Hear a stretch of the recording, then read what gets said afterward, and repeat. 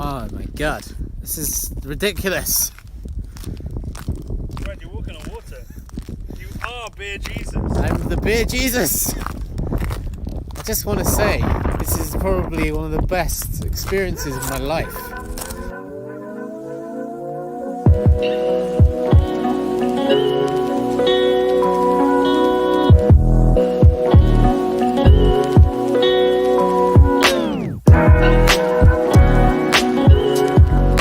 For the last 7 years, Brad and I have been travelling the world hunting down the best breweries and beers, as well as searching out the most amazing places to enjoy them. Drink it in! We've met homebrewers in the Arctic to help judge at their beer competitions. We've witnessed the pure insanity of China's own Oktoberfest. We've got lost deep inside the mazes that make up Czechia's lager cellars. We've travelled halfway around the globe just to taste the best IPAs fresh at source, and lots more besides. These adventures have taught us amazing things about beer, brewing, people and the environment, and how they all come together to create a culture we've fallen in love with. So join us as we explore the world through the medium of beer. Meeting master brewers, digging into beer history, brewing collaborations, and trying to act sober against all the odds.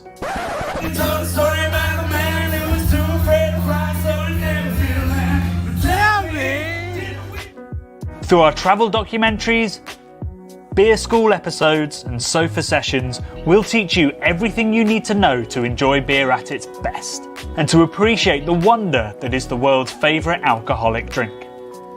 We're here to show you that at the end of a long day, all you need is love and beer. Welcome to the Craft Beer Channel.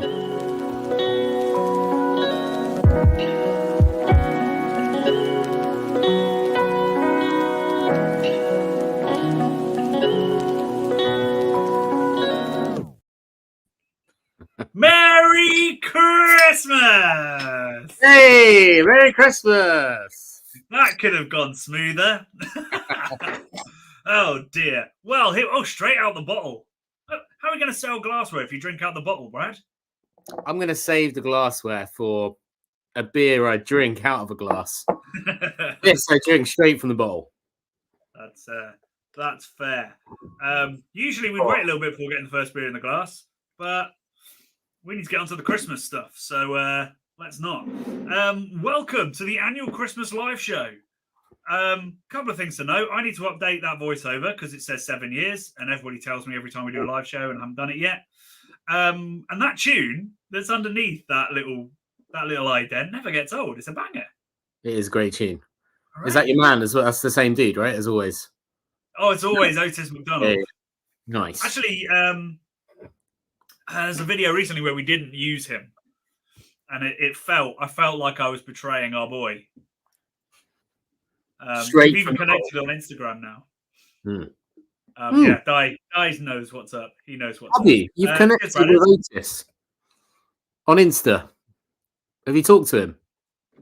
Very briefly. Nice. I just said that we use all of his music and we love what he does, and he should check out our channel. And he said, "Hey, that's cool." And then I think the captain subtext would be saying, "I get this kind of message all the time. Leave me alone." It wasn't an in-depth conversation. Zaptis. That would have been the best thing to say. You always know what to say, Mr. Rougelot. You always know. Thank you for joining us. I would love to hear if it's anybody's first Craft Beer Channel live show. I suspect not, but there might be somebody out there who's about to have a baptism of fire as this goes quickly off the rails. Johnny, so we're going to start. Important question. Yeah, it is cold. No, I haven't. No, I haven't got the door open like on that podcast we had to do. I just forgot to turn the heater on in advance. So currently it's 11 in here. Could be worse. Nice. I mean, that'd be great if it was a guitar amp we were talking about and you turned it to 11. But I've turned it down to 11 in the Brudio. Yeah. But it's gonna heat up within half an hour. I'll be able to take the hat off. That's for this beer, right? You've done that in honor of this beer. Yeah, exactly. Do you know? Actually, I was so I've been editing my book. It's nearly at that phase, and I was writing, editing the bit where we go to Munich today. Yeah. Do you remember we left Spaten with Martin, where we've been learning all about Spaten, and we went to the Augustiner Keller, and it was snow on the ground. People are outside drinking these, well, tap fresh Augustiner, and playing bulls. And there was, it was like a shuffling game, no? It was like some sort of sliding on ice game. Yeah, you're right. It was basically curling. What did we play in Florida? Shuffleboard.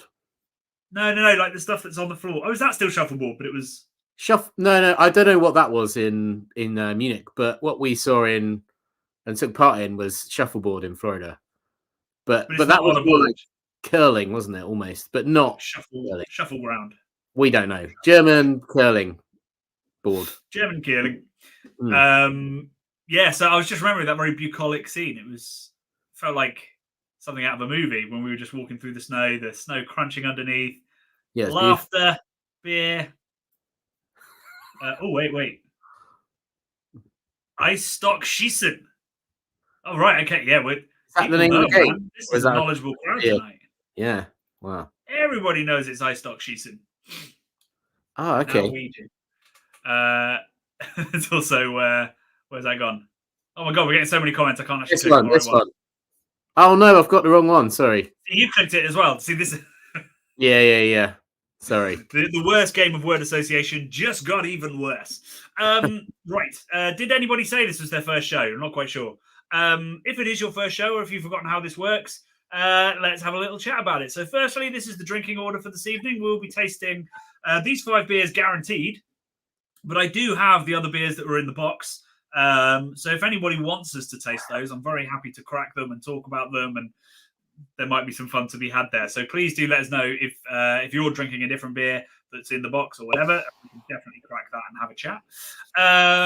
You can, if the comments get a bit hectic, it looks like it might tonight, you can use Super Chat to cut through the noise. Basically, you give us a tip. We will, at the next opportunity, answer your question or give you a shout out or whatever it is. And that supports the channel, pays for tonight. Along with, we take a little share from the box with beer merchants as well. So please do that. It's Christmas, a time of giving to bearded hipsters on the internet. Johnny's got to heat his Brudio. Exactly. I've worked out for a day of working out here. It's just over £1. It's like £1.10 to heat the Brudio every day. So if anybody wants to give me £1.10, great. Actually, no, £2.20 because Brad takes half. You can also join our Discord from £2 a month, and that will get you access to our obviously our Discord. You'll also get some wonderful merch every December, which I finished licking the envelopes this week, so that is going out very soon. I spent £400 on stamps today. Damn, £400 on stamps. It's wild. I could test the theory as to whether it's legal tender. Yeah, they put the prices up, didn't they, a while ago, and it was a big controversy, right? Did they? I missed that. I did feel like that was a lot. That is a lot. Also, post is still magic to me. How do they There's some going to Australia. How does that? How is the world organised enough for a little letter to get to the right person in Australia? I still don't get it. Boomerang. Then it would come back to me. Well, we did have some come back before. Yeah, we did actually. Yeah, we did because people didn't update their addresses. You can also buy merchandise direct from our brand new merchandise store with the wonderful Malt Miller, the greatest homebrew shop in the world. All you have to do is go to tinyurl.com/CBC merchandise, and you can buy things such as nice glass. That's all right, isn't it? Splendid at 2.8 aperture. Beautiful. And you can also buy my multi-award-winning book. Great Christmas gift to you and all your loved ones. You can contact me for a signed one as well, and then I make more money. Anywho, I think that's all the plugging. Is that all the plugging? Oh! We have a quiz tonight, ladies and gentlemen. We do have a quiz. It will be happening around about 8:30. We're going to try and get through 2 beers, and then we're going to do the quiz. None of the answers are Googleable, so just chill your beans. It's all based on what we've been up to this year. Make what you will of that. None of the answers are Googleable. That sounds like they're made up, Johnny. They're not made up. They're specific. Well, we made up the questions. The answers aren't made up. Yeah, the answers are legit. That's what's important. I think. Fact checking on this has been minimal, so please do raise concerns during the quiz. Right, so first beer, Augustiner Hell. You like my little gag there? Oof, solid. Not a Christmas beer. It's a Crispmas beer. Christmas beer. Be good if we were sponsored by Crisp Maltings, wouldn't it? Maybe they should. That would be good. We should suggest that as a Christmas tagline for them. Could be. I mean, they are one of our Patreons, so yeah, they're getting the shout out anyway. Yeah. So we're drinking this beer. This beer went into the box because we saw this box this year as a bit of a Christmas survival box as well. So it's hopefully going to get you through Christmas with either extremely high alcohol or crispiness. Yeah, and like I would say, don't necessarily think you have to drink every single beer we're drinking as we go along. This box, like Johnny just said, you can use it throughout your holiday season to get through it, however hard that might be. If you're with lots of family, I'm picturing sort of Home Alone style scenarios where people are bundled in giant multi-million-dollar huge mansions, Johnny. Is that how everyone lives? I'm not sure. But I think so. We're paying a pizza guy hundreds of dollars for towers of pizza. Oh, thank you, UKG TV. Thank you very much indeed. We love to hear where you're talking from, by the way, folks. So please do let us know. I want to see who's furthest away from us, and hope you don't win the quiz because, as we've discussed, postage has gone up. And I'd like some nice, fun quiz team names as well in the comments, please. Ooh. Maybe I should edit. Maybe I should edit the quiz and say you have to put in a team name. And maybe there's a prize if we think a team name is good enough. Yeah. Shall I tell you a few of my quiz names? £10. My word. What? We've just had a super chat, Johnny. Oh, good Lord. That is super lovely. Thank you very much, Callum Trimble. Merry Christmas. Thanks for the memories and apologies for my conduct with the Oh, that's you, Callum. Well, then you owe us 10 quid. There were some pictures of that nobody should be proud of. But thank you very much for all your support this year and for the super chat. Much appreciated. We've got Crawley. We can afford postage to Crawley. God, is that Felpham or Felpham? I've not heard of Felpham. Whereabouts is that, Richard? Because it's Felpham. Felpham. Winnipeg, Denmark, Lewis, Seattle, South Africa, Glasgow, wow. New Jersey. I don't think you're in New Jersey in that photo though, Nick. I don't remember that being New Jersey. Faversham was there 2 weekends ago. I was at the antique street market in Faversham a couple of weeks back. Beautiful part of the world.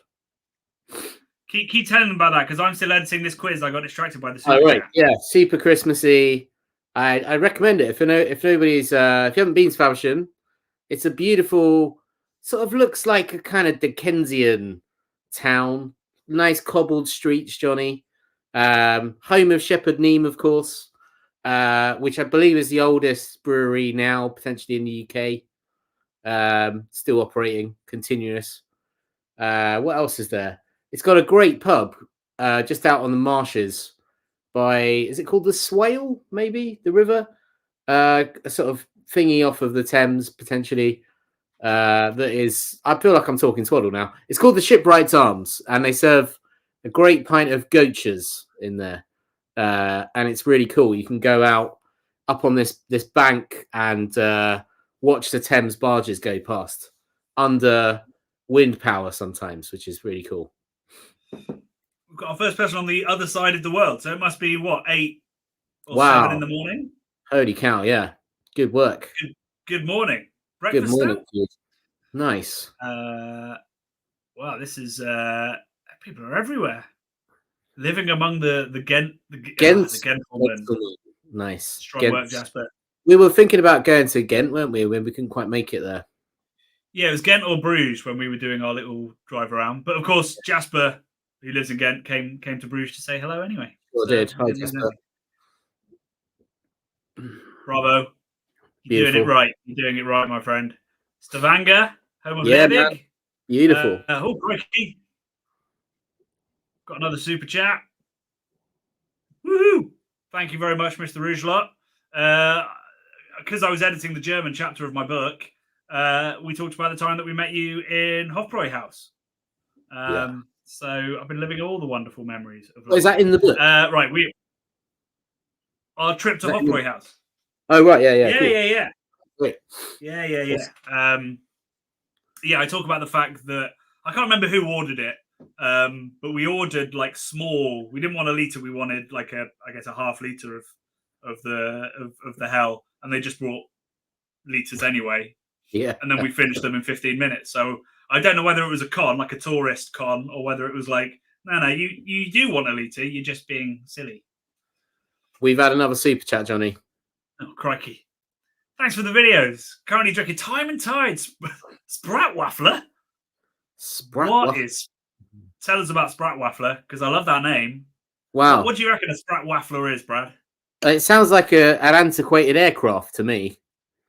That would be my guess. Or I was at RAF Hendon last weekend. The RAF Museum. Very much worth a trip if you like aeroplanes, like my daughter does. Yeah. Great. But I didn't see any Spratwafflers. We've got someone from Lima, Peru, Johnny. How cool is that? Well, this is amazing. This might be the most diverse geographically we've ever had. Yeah. Got the home of Green King in. Wonderful. Way. I'm getting warm now. This is happening. Woo! Just revealed to people I'm bold. Right. Let's. Do we want to talk about this beer? I feel like you've talked about it enough on the podcast. It's a good beer, Johnny. I think it's a good beer. That's all I'm saying. That's a fair appraisal of we were told in Munich that this is the sort of drink of choice of someone said like tramps or something, right? And they drink it. I'm not sure about this, Johnny. I straight from the bottle, I was like, well, that doesn't make you a tramp, surely. What's your opinion on that? I think drinking straight from the bottle is okay. I mean, no, drinking from the bottle is always okay. There's a lot of people that won't, but I think that's fine. I mean, yeah, people are already kind of semi-agreeing.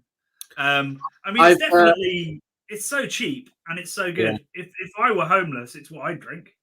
I've just remembered who said that. Who is? We can't say who said it because they're controversial. They might kill us. We're among friends. We can say who said it. Can we? Okay. It was the Prince. It was the Prince. Yeah. Well, and he does have his own rival brewery, doesn't he? So he was trying to sort of poo down on the amazing Augustiner somehow. Important answer here from Friend Sunset. A Spratwaffer is a person from Deal in Kent. Is it really? Mate, that's crazy. Deal's nice. I've only been to Deal once.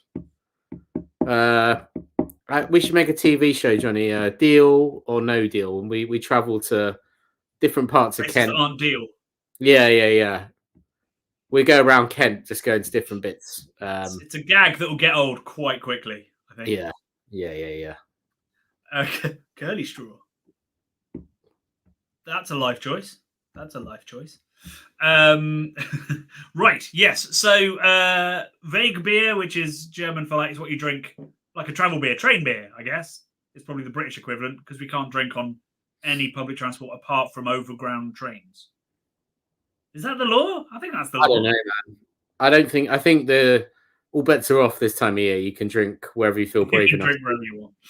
Yeah. That's true. And yeah, so we picked this because you need a crispy beer at Christmas. I would say I drink mostly lager at Christmas, and then I turn to the Belgians. I don't really get into the novelty Christmas beers, which is why there's none in this year's box. This is kind of like the closest to what I drink at Christmas. Except I'd have a Saison du Pomme with Christmas dinner and an Unser Aventinus with some mince pies in the evening. which I always do, and talk about in my multi-award-winning book, which is right here. We need a plug counter for your book, Johnny. That's about 3 plugs in at this point. It's Christmas. This is when most of my books are sold. And I don't have a book this year to plug, so all I've got is the old one.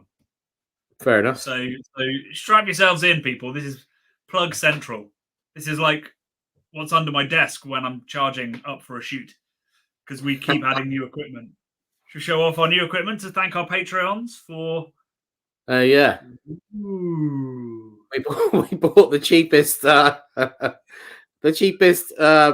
field monitor we could find that was good. Yep. In Black Friday deal. So yeah, thanks Patreons. And then we were going to use it for a shoot yesterday, and I forgot the battery. You forgot the battery. So you brought the intention was good, Johnny. You brought the monitor. It was so good. And I was so confident leaving the house. Brad will know I always forget something, or something hasn't charged properly and I haven't checked. And I thought, literally, I left the house going, today I've done Brad proud. I haven't forgotten anything. And literally the first thing I got was like, we've got a screen. And then I was trying to turn it on. I was like, why won't it turn on? And you were like, because there's no battery in it. And then I realised. You absolute sprat waffler. I don't think that's an insult. I'd love to come from Deal in Kent. Evening, guys. Did you know that Augustiner Hell is actually brewed by Satan in hell? But it's brewed in February, so it'll be ready to drink in August. Sick. I'm down with it. I don't understand it, but yeah, I'm going to question it. But you know, sounds legit. It's pretty hot down there. Do you want to hear genuine truth from my research? It's in. I'm not going to stop saying this, but it's in my next book. So the guy, the Reformation dude, Mr. Luther, he was an Augustinian friar, and he went to the Augustiner monastery in Munich, drank the beer, and said it was the best beer. And he's on a mission from God, so yeah. You know? Well, it depends who you speak to, but yeah, he thought he was. It was on his way to Rome when he decided that actually Catholicism was bullshit, and he came back afterwards. I watched the latest Rick and Morty yesterday, Johnny, and it's still making them. Yeah. Rick Sanchez tries to tap into the infinite power of like sort of religious belief in a pocket dimension. So it basically involved Valhalla and building this big machine, but also he was going up against the Pope, and the Pope was like hooked up to this machine, and he kept going and then melting him in a sort of Indiana Jones style way. He got Bigfoot was involved. It was pretty random. It was pretty good. Spoilers, sorry, yeah, spoilers. I mean, if you haven't watched it yet, what are you doing with your life? You know, it's been out since Tuesday. Since Tuesday. Yeah. Crazy. Got to buy the book. You got to buy the book. Right. So I've nearly finished my Augustiner. Have you nearly finished your Augustiner? Yeah, ish. Because we need to get on to the next beer, because we're going to do the quiz in 4 minutes apparently. But that's not. Are we doing the whole quiz, or like half the quiz and then another break and then the other half? Should we see how the first half goes? Yeah, okay. It might be quite quick. It's only 12 questions. Yeah. Are we both looking and sounding? We both looking and sounding all right, guys? I had a technical issue with my camera, but I just saw Johnny was a bit frozen then, so I'm just checking we're all good. We haven't had any people saying anything, have we? So am I okay now? Yeah. Everyone's saying good. Yeah, good. Yeah. Johnny's a bit quieter than Brad. I can turn myself up. Don't you worry about that. Crank yourself up, Johnny. I'm up to 11, mate. See how this does.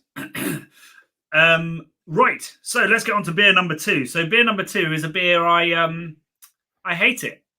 I hate this beer. I don't know what else to say. I put it in because I know that other people love it, and all power to them. But I do not like this beer. What do you think of it, Bradley? I'm gonna have to re-familiarize myself with it because I haven't drunk it in a good while. So, for a bit of context, I had this in my blind taste test video of Christmas beers. Is that last year now? Jeez, it must be. At least. Yeah, and I think it did by. I think it came second bottom. Gordon came bottom. Oh yeah. Which I've never liked, but the bottle I had was just terrible. We're getting all these kind of. I just want to handsome as ever, youthful, soft focus. Wow, cool.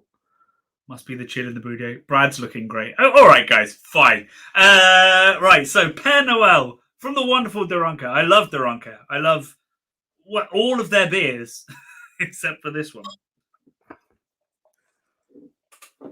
I would love the tasting notes of the folk drinking this at home. And every time I drink this, I'm hoping I'm wrong. I'm hoping this is the year that I realise that this is actually beautiful. I realised I just poured that with the banner over the top. Hey. So let's see. Because my memory of this is it smells like rotting wood, hay, and chocolate that's years old. What? Yeah, it doesn't smell anything like that. You must have had a bad bottle, man. It smells pretty good. I'm getting... This could be the year, Brad. This could be the year. Smelling great. I'm getting foam banana. Rosemary, thyme kind of thing. And clove. It smells a bit like a really hoppy Weiss beer.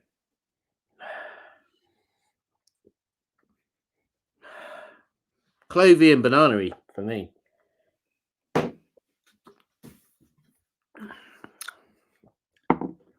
It's delicious. That's great. It's absolutely delicious. Why have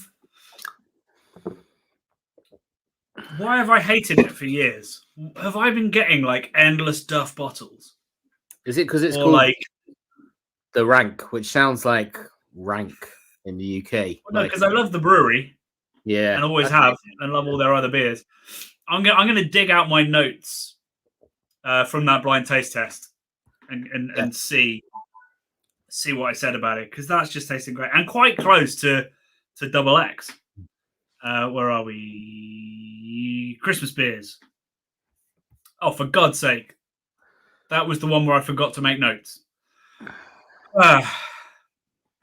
So it came... Yeah, it came second bottom. Scored 14 out of 30. Ooh. Gordon got 11. I mean, the Gordon one was like drinking mud. Yeah, I don't know what I had against that beer. I only poured a little bit because I thought I was going to hate it. Now I'm all in. It's tasting unbelievable. Rusty's totally right. Oh, did you do that or did I? No, I did. I'm doing it as well. Go on, you do it. We seem to sense exactly the same moment to click on the comments. Tastes can change. Absolutely right. Beers can change. Bottles can vary. What I had on the night, next to all of those very sweet, spiced Christmas beers, this might have just been, completely out there and blew my taste buds away. There's lots of reasons, but I have had it independently before and just never got on with it. I thought it was very muddy, over bitter. But this year, it's just absolutely banging. I'm delighted because I didn't like slagging off the Ronca, and now I don't have to. Someone asked, how was it stored when you bought it before? Socks and Goblin. I'd have bought it from beer merchants for that tasting, I'd imagine, because they're the best sort of source of Belgian beer in the UK. So it would have been stored well. I should have checked the date on it. You never know, no disrespect to beer merchants, if like a bottle from last year snuck into the stock or something. But I know their warehouses are kept cold and all that kind of stuff, so it should have been in good condition. It could also be down to the hops that we used. If those hops, with a lot of British New England IPAs from breweries that aren't necessarily very famous for them, one of the biggest mistakes is they don't check the hops that they're adding in. They're buying, they're not contracted, they're buying on spec. They don't entirely know the provenance of it, and that can result in some pretty muddy hop aromas. So there could be lots of reasons, but this is an exceptional Christmas beer. I'm very, very happy to be able to say that. What do you think of it, Bradley? I think it's tasting great, man. Like, honestly, I'm getting like lots of cloviness, and banana-y sort of estery stuff going on, which I'm loving both of, to be honest. It's a great sort of start to the evening, I think, proper. What we at? We're at 7%, aren't we, at this point? Yeah. We're slowly building it up. This I enjoyed this comment from Ben. It says big banana milkshake followed by nail polish and bitterness. Not entirely convinced on this one. I have the same tasting notes, but I'm entirely convinced, which is where the subjectivity of palates come in. We're tasting the same thing, but I think it's quite delicious. Although it could just be relief that it doesn't taste muddy. Right, let's see what other people are thinking and what other people are drinking. Substance, Bissell, great beer. Bissell Brothers, yeah. Did we? I think they were in the intro video we did at some point. Got a question here. Wait, we've got some other beer tubers. Hey, Scott and Wonder, welcome. I thought I saw another one. Yes, Mr. Rasco has joined the party. Merry Christmas. Merry Christmas. Where is that question? Here we go. Nick versus the universe. Do you guys like chocolate beers? Yeah. I mean, I like chocolate. I like beer, and I like chocolate beers. Right. So that's a triple yes. Do you know would what I do all the time? No, but like once in a blue moon, yeah. Probably not a pint of one.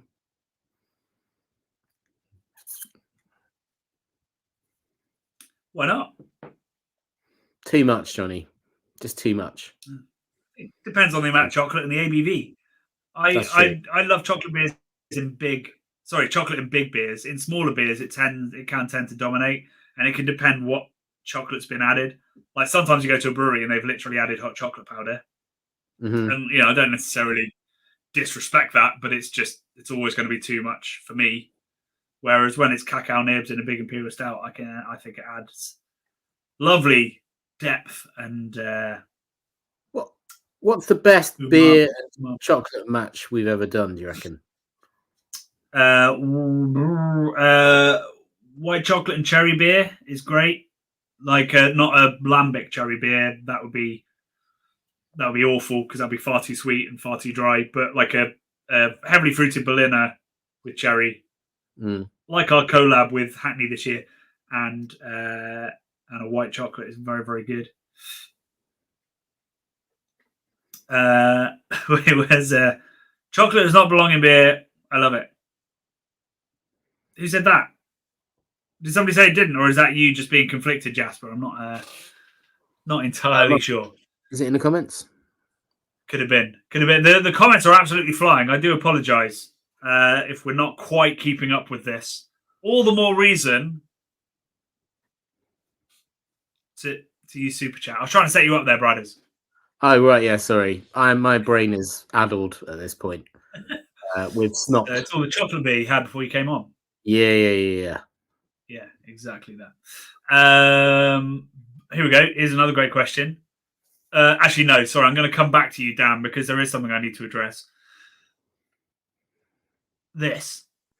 Ooh. So, when I first got into craft beer, Duchesse was considered like not a whale. It's very available, but it was a thinking person's drink, right? And I really enjoyed it when I first tasted it. And as I got more and more into it, I was like, oh, it's very sweet. And then I think I learned that it is sweetened. And then I sort of started to lose interest a little bit. And Flemish Reds have never been my absolute favourite style. But yeah, they've now started coming out with absolutely ridiculous versions of Duchesse. Like they've looked at beer trends and gone, I know how to entirely tarnish our brand. But then maybe it's delicious. So I haven't tried it. I've just judged it. And that was in my mind because I saw it. Actually, it was at Beer Merchants when we were filming. I saw it then and was like, oh, God, they have gone off the rails. Let me know if it's any good. I have not tried it, but I don't intend to unless you say it's great. Talking of pints of chocolate beer, Reality, who joined us at our little Patreon meetup last week, he drank a pint of Brad's breakfast, and I mean, that was a feat I've not seen matched. But like tasting notes of like chocolate orange towards the end, which was very unexpected. I forgot that you drank a pint of that, and we got some tasting notes we wouldn't have got at the start. And I don't know whether that's the alcohol or whether the beer, nice and warmed up in your hand and started displaying some chocolate orange vibes. Great work there. But thank you very much for coming to the launch. Dan, best beer and sweet combo. Werther's Original and Foreign Extra Stout. I could see that working. I could definitely see that working. Werther's Original, man. I kind of like stopped. I stopped the Werther's Original when I was a child, and I had one in like maybe a couple of years ago. You made it sound like it was a habit. Was it like a 10 a day habit? No. But they're like, my nan would give me them. Yeah. They're a nan sweet, right? And I just thought, I've moved beyond the nan sweets. But I had one a couple of years ago, and it tasted brilliant. It's the butterscotch thing is real nice. It's like a real good flavor. It's very satisfying. I presume that's because they've got two target markets. One is the grandchild, and one is the grandparent. Yeah, maybe. And as we're getting old, we're just verging on the grandparent. You speak for yourself. And now we're getting into it. I love Werther's. My gran used to give me them and Murray Mints, but I don't think there's a beer match for Murray Mints because Murray Mints is like mixing an Imperial Mint, with a Werther's Original. Isn't it like an eclair though? No, it's not. Is it? It's not like an eclair. No. Murray Mint is literally a minted butterscotch. Sweet. The devil's work. It tastes good, but somehow it's wrong. It shouldn't work. Buttery mint. I had Sorry, Johnny. At one point, Werther's was selling a Werther's with chocolate in the middle, like an eclair. Were they? Yeah. I bet that was incredible. It was really good. It was good. It was really good. I wonder if people don't have Werther's Originals abroad, so this might be very exclusive content. Do you know what? My nan used to eat Werther's Originals, and she used to eat Fisherman's Friends. I don't think I've ever eaten one of those in my life, but they smell insanely strong. Have you ever had a Fisherman's Friend? Yeah. Oh, you do? Got a cold? Yeah, right. Yeah, they were like properly booming, sort of mentholy. Is it menthol? I don't know what it is even. It's like properly just clear you out stuff, isn't it? Yeah. Oh, yeah. Big time. Anyone's going to make a Fisherman's Friend beer, Johnny? We've worked out mint beers don't work, right? We had a mint beer once and it was poo. It was horrible. I would say that mint beer is the only thing I hate more than chili beer. Was that White Hag or someone? It was an Irish beer, wasn't it? Had mint in it. Yeah, I think you're right. I think it was White Hag. Might have been one of our I've also had one from Avery. Yeah. Was it? Oh, that was bad. Let's see what other people think in the comments. So, Yellow Belly and Reese's Pieces. Cola Bottles and Boone Creek. Oh, that could work. Good. Yeah, nice. It might have that sweet, savory clash, but it could work. Hogsback Montez. Is that chocolate beer, I guess, if it's Montezuma's? I mean, Hogsback is run by one of the nastiest humans I've ever met, so all their beers suck. Wait, there's other flavors. Yeah, right. I remember different color packets, but I don't remember what they were. But I do remember there was like a white one, maybe a blue one. I don't know.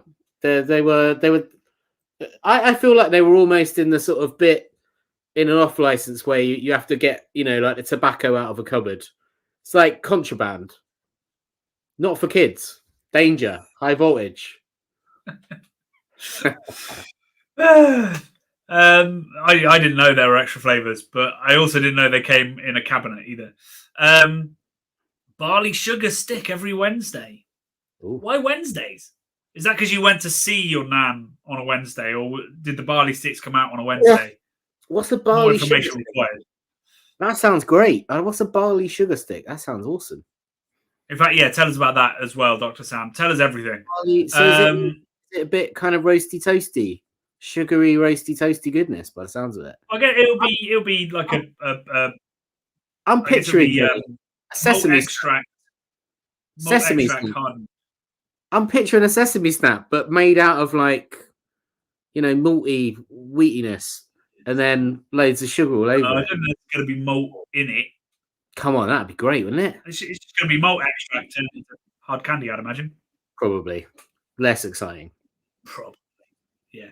Why does lime get thrown into lager so much? Great shout. There's definitely like a good beer hunting article in when did the lime first get included, because obviously you've got Corona, and there's lots of stories about why Corona do it. Like some people say it's to stop flies getting in. Some people to say it took away the flavor of the skunking. Some people say that it stopped people putting stuff in your drink. Some people say it took away the rust from the cap. All these urban myths. But it'd be good to know where the origin of that is, and then why we have like lager and lime in the UK, because that happened before Corona came over. So what is it with limes and lagers? Cherry Fisherman's Friend. Don't know if that's real, but could work. It's basically a Hall soother. Where are we? We're way behind. Okay, Vocation. Vocation. They're pretty good at playing with bold flavors and making it work. Could be. Maybe if it's a minty chocolatey pastry stout, that could work, right? If it's chocolatey. Yeah, well that's what the Avery one I had was, but it didn't work. Yeah, well, the bottle was a bit old and it just came across quite stale, so I don't know whether that's to blame. I don't know. Do you know, I saw some After Eight mints in a garage the other night, Johnny, and it said sale on it, like like reduced or whatever. Oh, sorry, and I thought you meant like in your garage.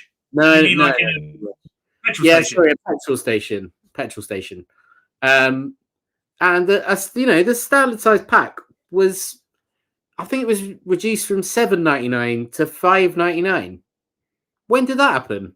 I can remember those being like £2 maximum, and they were pretty good. I like, that was a Christmas chocolate of choice for Bradders.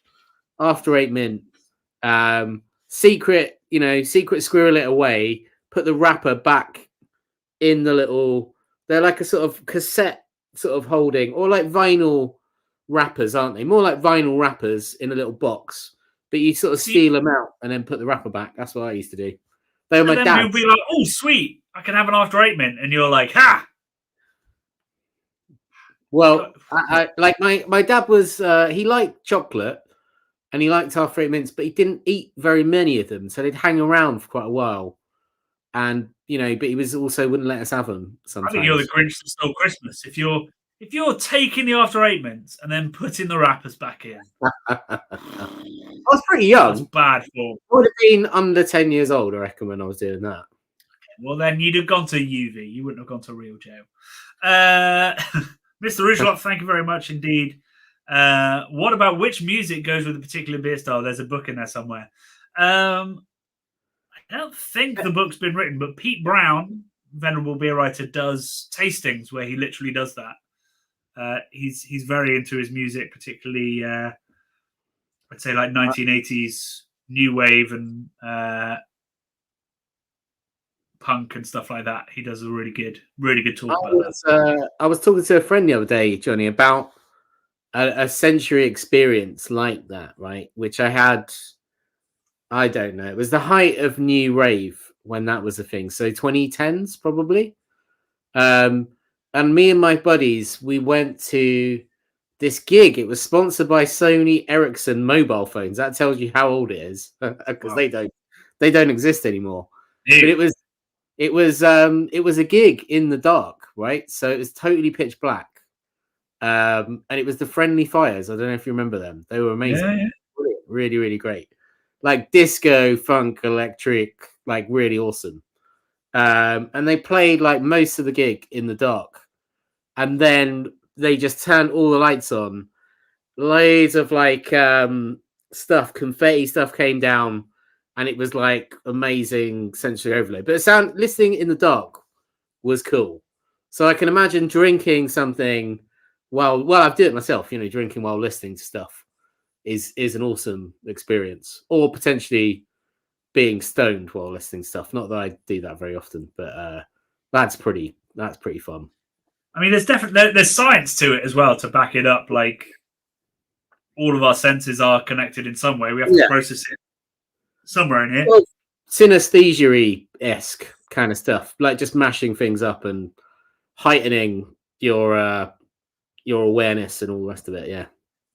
But it's not. I mean, it's not even like a synesthesia. It's not even necessarily like confusion of the senses. It's like, if you eat something really sweet, the next thing you eat, if it's very bitter, you'll notice it more. You can do the same. Like in restaurants, they talk about it like, square plates can make food taste slightly different to round plates, and you get enough influences in there, and you'll change one sense. The before we move on, Johnny, in Dublin, the audio bar that's Fidelity. That's the best drinking beer audio experience of my life. It was incredible. Drinking some great beers from those guys. And they've got an audiophile sound system, incredible sound system in this bar. Really luxe bar, like leather booths, really beautiful, dark wood, low lights. And they were playing traditional Irish music, like folk music, really kind of like rustic stuff on vinyl. And it sounded just incredible. It's massively like, making my hairs stand up on end just listening to it where I was. First time I'd ever been to Ireland listening to it. Beginning of this year, I think it was. Yeah, it was great. It's owned by Whiplash, right? Whiplash, that's it. Yeah. Fantastic. Right. So we're 20 minutes late for the quiz. So we're going to get on with the quiz. Before we do, I just want to answer a question from Liam, who says, if you could recommend one brewery for me to visit in the UK next year to start, what would it be? Which part of the UK? Anywhere. Good question. I mean, I'm going to say Colonel. Colonel's fantastic. If you're doing Colonel, then you could also go to Ansbach and Hobday and drink some London Black while you're there. I think that would be pretty good. Yeah, you'd pair those two together. Yeah. You'd have a wonderful time doing that. That'd be great. And you could go to the... I think in terms of like going to one brewery, Colonel's the one. Mm-hmm. I'm loving all these recommended. I mean, Hook Norton's another great shout. Oh, sorry, I didn't mean to say Corona. Definitely don't visit Corona. 2 people in quick succession saying Hook Norton. Good shout. A wonderful trip. Keep those suggestions coming, because it's all going to be great for Liam, because he's going to have a whole list of places that he can go. I'm loving all these suggestions of music and beer as well. Maybe we'll come back to that, because that's a lot of fun. And we can potentially throw some styles out there and see what people say. But let's do the quiz, right? Let's do the quiz. Yeah. Because this took me 20 minutes to put together, and I'm not going to waste those 20 minutes. So let me... It's Christmas. I regret that. My quiz name, we didn't talk about our own quiz names, did we? You mean quiz team names? Yeah. Well, wait. Let me explain the rules, and then while people are setting themselves up, you can tell your quiz name stories. Okay. So you will find in the descriptions box beneath this video, you will find a link to a Google form. That Google form is where you can put in your answers. You will need to give us your email to enter the competition. But I believe I have not made it a requirement to play along. Is that right? Let me double check that. Yes. So if you don't want to enter, you don't want to give your email, that's totally fine. Just don't fill in that form, and it will give you the result of the quiz at the end. So don't have to give us your email. Still get your score. I'm going to be reading out the questions. There's 12 questions. They are related to stuff we've done. It's not necessarily only stuff we've done this year, but it's all got a CBC element and a bit of a tilt towards this year. It's all multiple choice. So some of them are almost impossible, but you might have some clues in what we've talked about tonight or on the channel. The prize is either a t-shirt or a book of your choice shipped to you wherever you are in the world. That is for the winner. And the winner. Can I just make an exception? Johnny, I'm making an exception. We do not ship to the International Space Station. And I'm trying to think where else. The world. Antarctica as well. I'm making an exception. Yeah. We'll ship there. I think that's pretty, I reckon. Yeah, but that's not Antarctica. Yeah, I think Antarctica would cost £400 in stamps alone to send to Antarctica, I reckon. Okay. Luckily, I didn't see anybody from the Antarctic saying they were watching. Okay. Well, yeah, that's a fair point. Peru. No, it's down that way, but it's not in the Antarctic.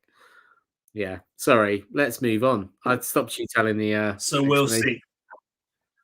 So let's just check. Have we got anybody having technical difficulties getting to the quiz? Doesn't look like it. Somebody's asking a question. If I'm on the link, how do I listen to you? Does that mean you're on mobile? I did not think that one through. Get a mate with another mobile, or run home quickly. Run to the office. Yeah, I'm afraid I don't think I can help you with that one.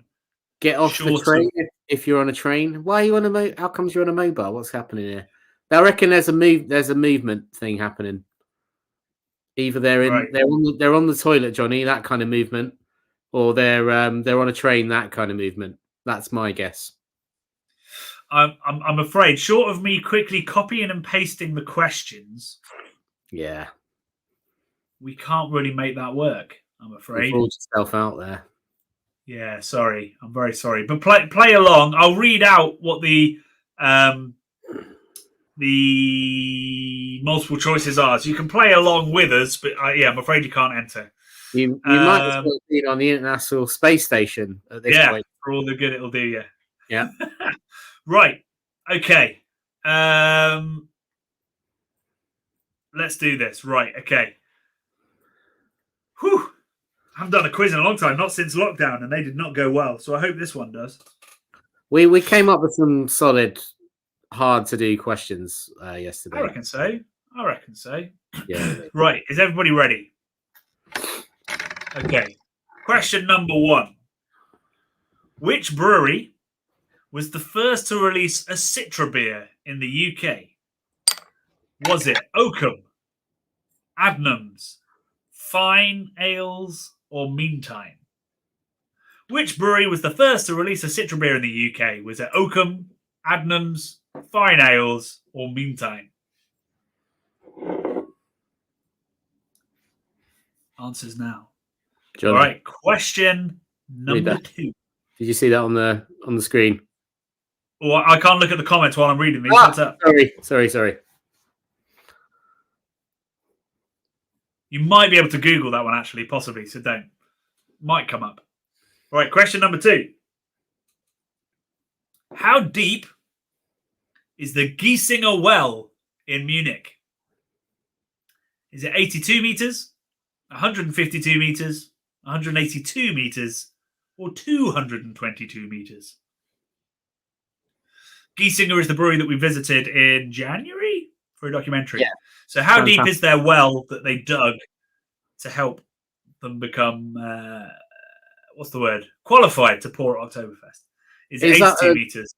It's like a Bee Gees Lost classic. How deep is your well? How deep is your well? Yeah, that was the original lyric. They were stood on the Theresienwiese, the Wiesen. 82 meters, 152 meters, 182 meters, or 222 meters. Right, here we go. Let's see who gets this one right.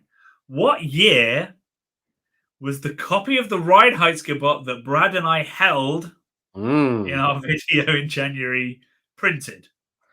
Niche. What year was the copy of the Reinheitsgebot that we held printed? Was it 1514? Yeah. 1516, 1518, or 1520?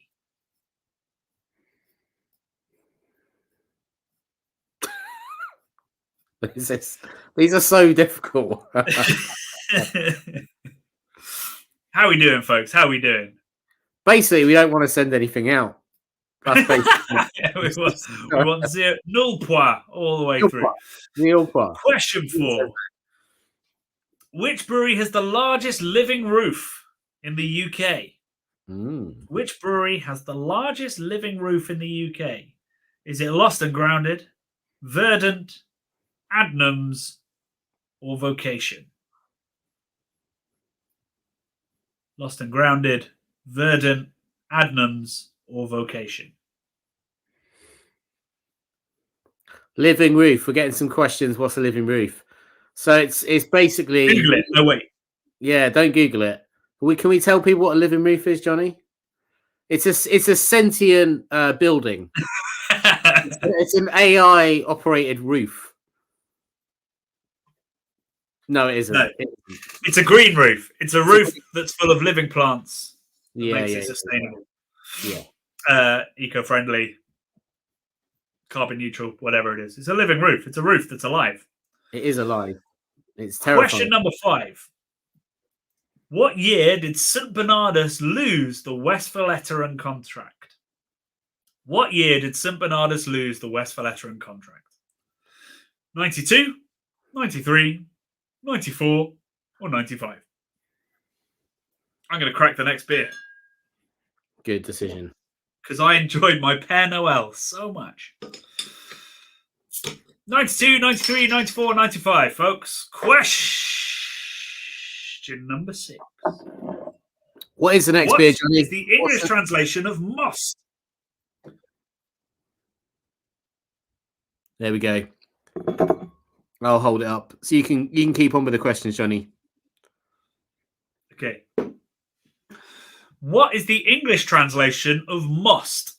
The hop we tried in a wet hopped reserve at Budvar. What is the English translation of must? The hop we tried in a wet hopped reserve at Budvar.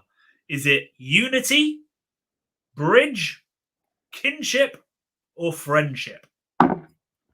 Is it unity, bridge, kinship, or friendship? Have you watched Dave Chappelle's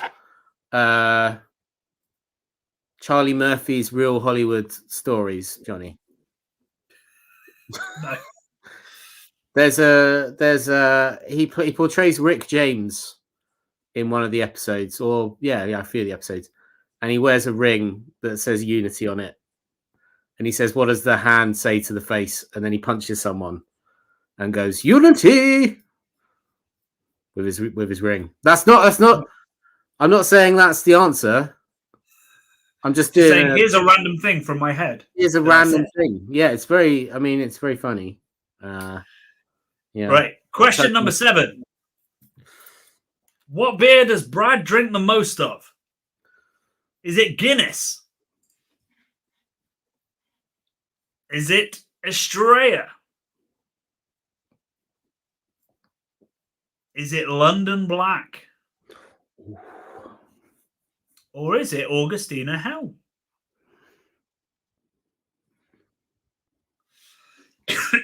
If you're a podcast listener, you will definitely know the answer. So what beer does Brad drink the most of? Is it Guinness, Estrella, London Black, or Augustiner Hell? Next question. What is third person, what is my favourite beer? Is it Arrow beer, Pilsner Urquell, Focal Banger, or Beer Door? Could be Beer Door. It could be. It could be Beer Door. Could be. Unlocking those. What's my favourite beer? Arrow beer, Pilsner Urquell, Focal Banger, or that beer from Tesco in stubby bottles? I mention all but one of these in my next book. Beer Door gets its whole own chapter. Legit. Crazy. Right.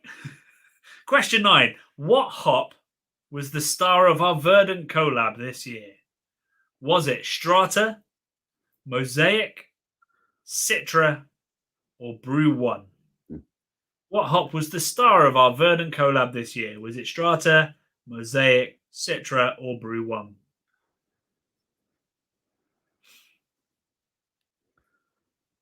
Question 10. Nearly there, folks. Which UK brewery's founder used to be a racing driver? Which UK brewery's founder used to be a racing driver? Is it Siren, Camden Town, Beavertown, or Tiny Rebel? Is it Siren, Camden, Beavertown, or Tiny Rebel? Everybody all right in the comments, Bradders? Pretty much. Yeah, someone's not loving the Troubadour. They're saying it's very oxidized. Yeah. Sorry about that. We'll come to that in a second. Yeah. Let's do the last two questions, then we'll deconstruct this beer. Right. What did Henoch from Omnipoyo want to be when he grew up? What did Henoch from Omnipoyo want to be when he grew up? Do you know, great question would have been, how do you pronounce Omnipoyo? Because I'm still not unsure, but that's how Henoch says it. Right. Did Henoch want to be a brewer, a fashion designer, a pastry chef, or an economist? Did Henoch want to be a brewer, a fashion designer, a pastry chef, or an economist? And so we come to the final question of the CBC semi-annual pub quiz. Question 12. Is Die Hard a Christmas movie? Yes. No. I have never seen Die Hard. If you've never seen Die Hard, that's an instant disqualification from you're out from the quiz, by the way. So don't put that.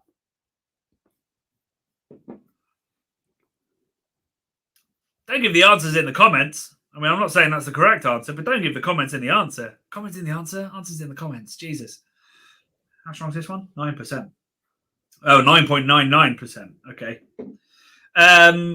Right. So once you've answered all of your questions, click send in, and we will see who is our winner. We'll give you 10 minutes to get your answers in. So 1:15. I'm going to. Oh God, they're coming in real quick. Maybe we'll give it 10 minutes. 10 minutes to get your answers in. If you need any questions repeating, just let me know. Otherwise, yeah, let's dig into this beer. Where is the right banner? Here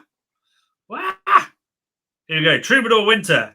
Who knows much about Troubadour? Or should I say Musketeers Brewing? Weirdly, they're a brewery that's loomed quite large in my life because we used to import them and we're pushing them quite hard when I worked at Cave Direct, which is a Belgian beer importer in the UK.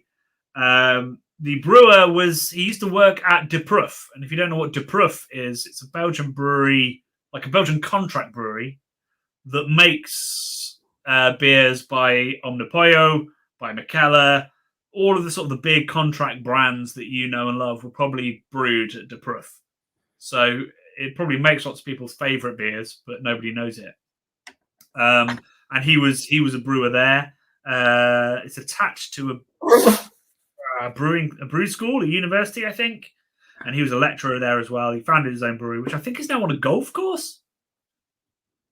Which now Treehouse has a golf course as well. I don't know why.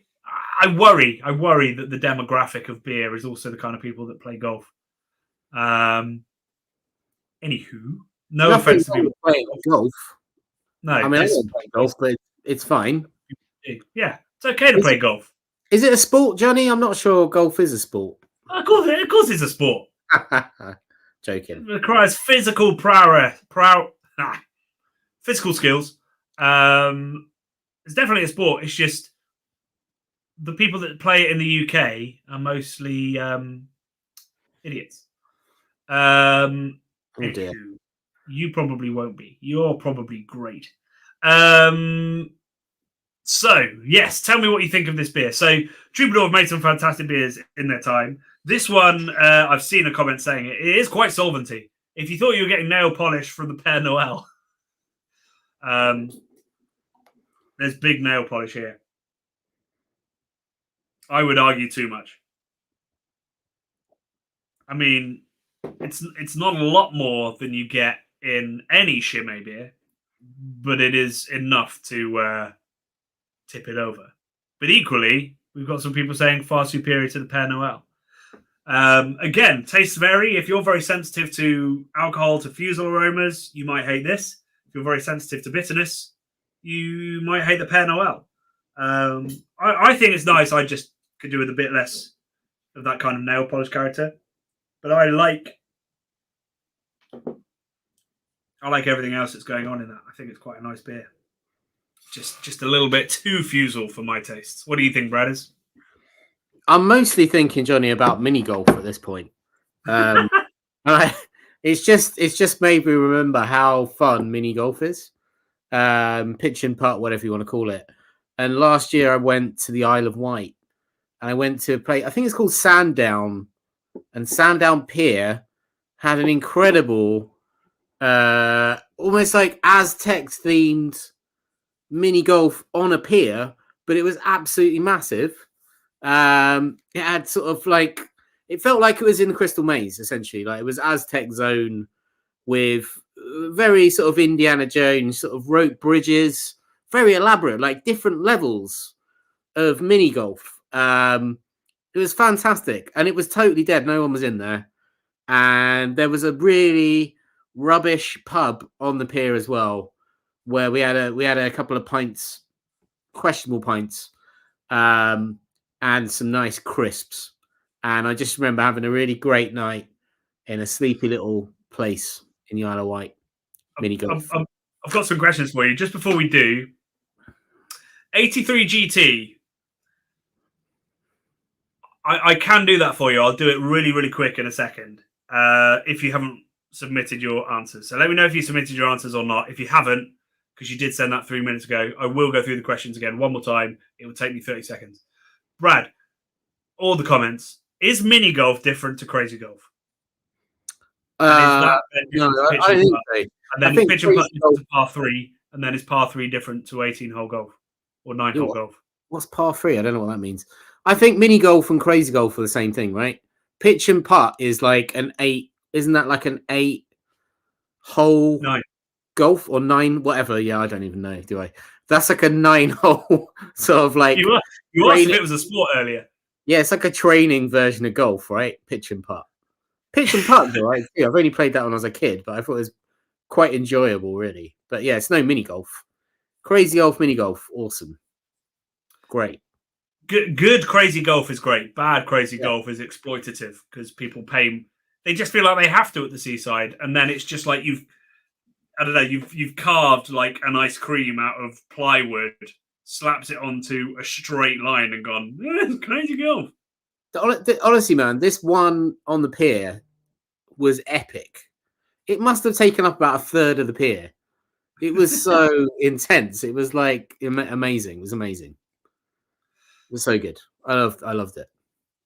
So I think we're all confused. So there are par 3 9-hole golf courses. You're absolutely right. Maybe par 3 and 9-hole are the same thing. What does par 3 mean? I don't know what it means. Well, so you know what par is, right?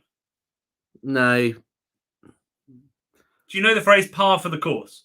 Yeah. So that.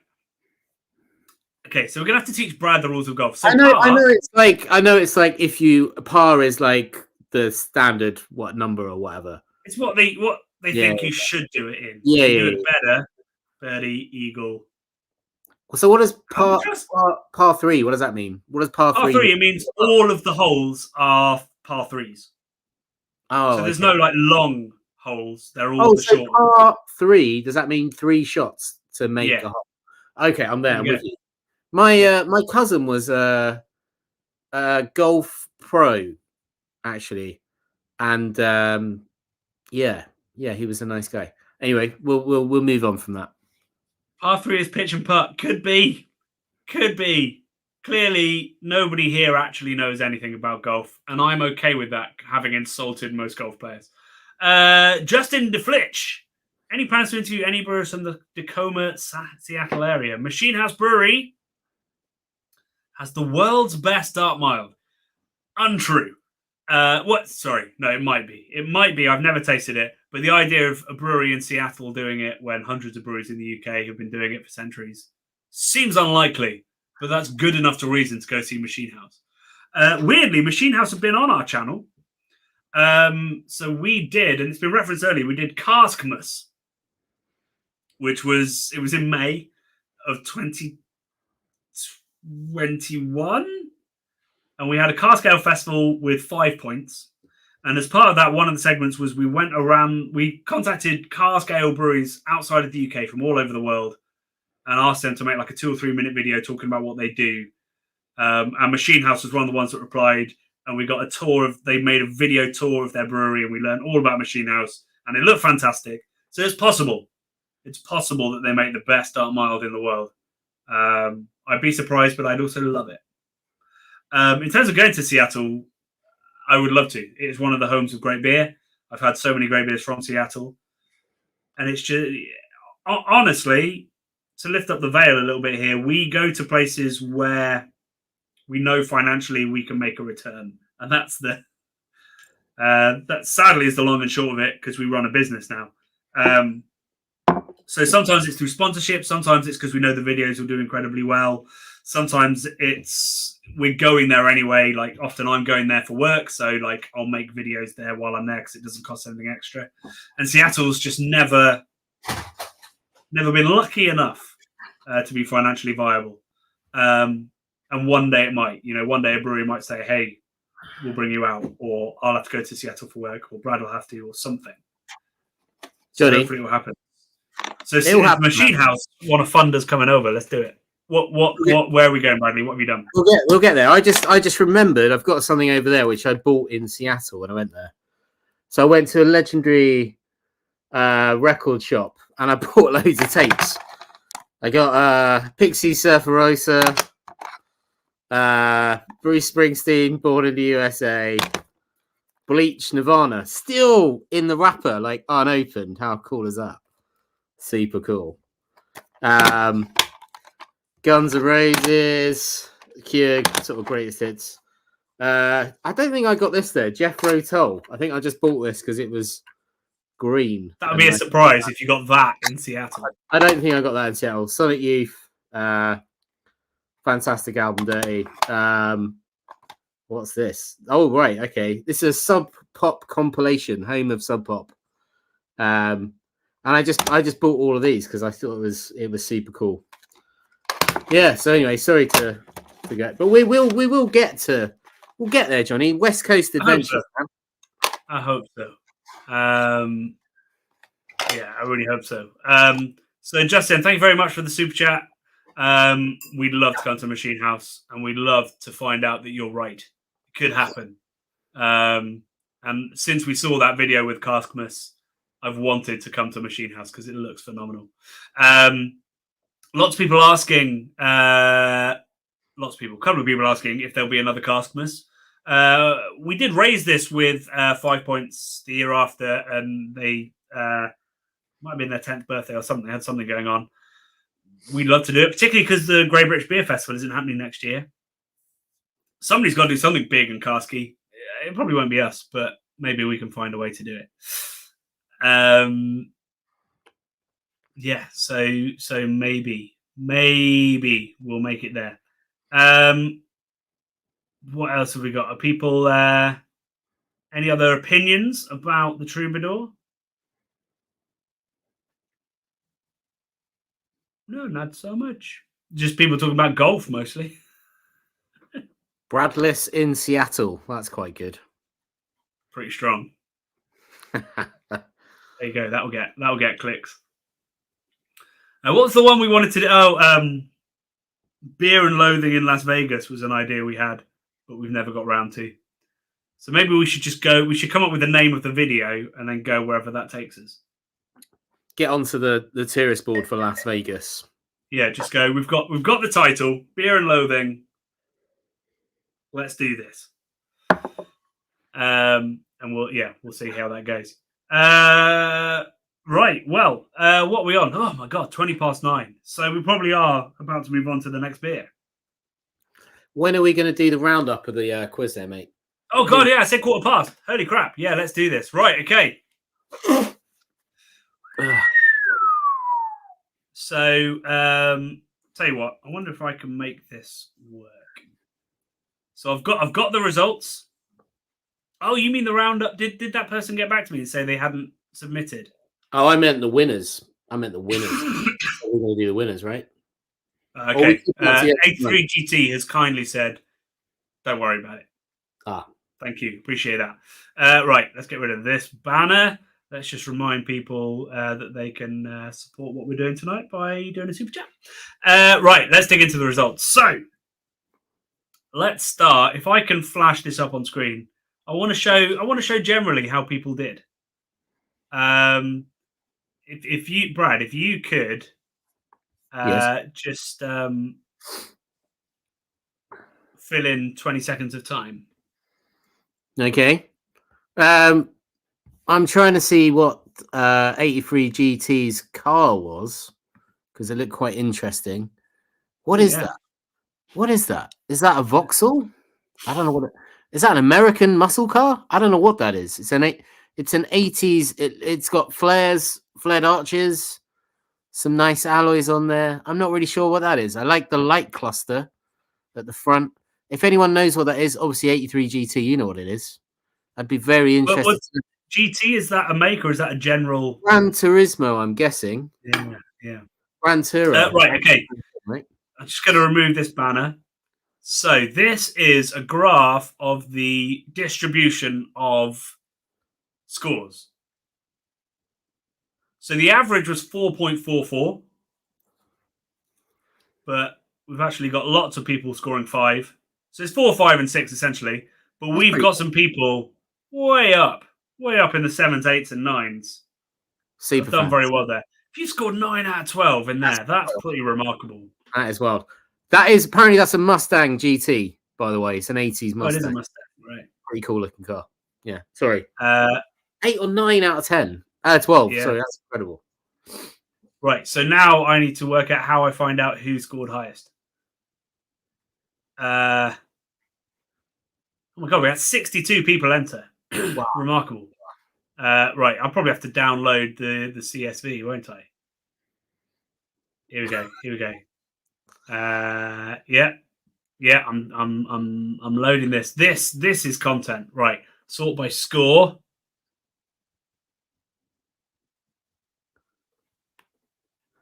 Someone's asked, "Is my special lava lamp on?" Dukey Bobbins. It's not, unfortunately. It takes about 5 hours to heat up. And I had serious camera woes before we started this, so I was in a world of pain. I didn't have time to turn the lava lamp on, sadly. The more news from the Mustang, Johnny, if you want me to fill in more time. I now do know the winner. Okay. So we can announce that. And the winner is, the team name for the winner is Brad's Backwards Baseball Cap. Okay, yeah. Wow. So if whoever that was, we've got your email, but announce yourself in the chat. Let us know who you are so we can celebrate you. But that is our winner with a remarkable 9. That's incredible. Well done. I'm going to look at the most difficult questions and see whether they got those ones right. Got Arabia right. Put London Black. I mean, London Black, not Augustiner Hell. Fashion designer, not pastry. Mm-hmm. So I guess I should give the answers, shouldn't I? Sorry. So while that person's getting in touch, so question 1, first Citra beer was from Oakham. Question 2, the Giesinger well is 152 meters deep. Question 3, our copy was published in 1520, 4 years after the Reinheitsgebot was written and signed, due to the amount of time it took to get printed versions out there. Largest living roof was Adnams. The year that the Westfalen contract was withdrawn from St. Bernardus was 92. Most, the Czech hop, that means bridge. There's a bridge is crossbreeding between I think it was Fuggle and Sars that created Most. Oh no, wait, it was one of the modern hops, actually, thinking about it. I'm gonna have to double check that, but it's a British hop and a Czech hop. Brad drinks more Augustiner Hell than any other beer. My favorite beer in the world is Arabia, but Pilsner Urquell and Focal Banger come exceptionally close. The star of our collab with Verdant was Brew 1, Pineapple Cubes. The brewery whose founder was a racing car driver was Siren. Henoch wanted to be a pastry chef when he was a kid. And Die Hard is obviously a Christmas film. It's based at a Christmas party. Undeniable. We've had someone who's said they are the winner. Yep. Down in Autumn. There we go. Yep. So congratulations. And I guess you were looking at the screen when you were thinking of a name at the last minute there. Yeah. I love it. It was perfect. So congratulations. We will email you.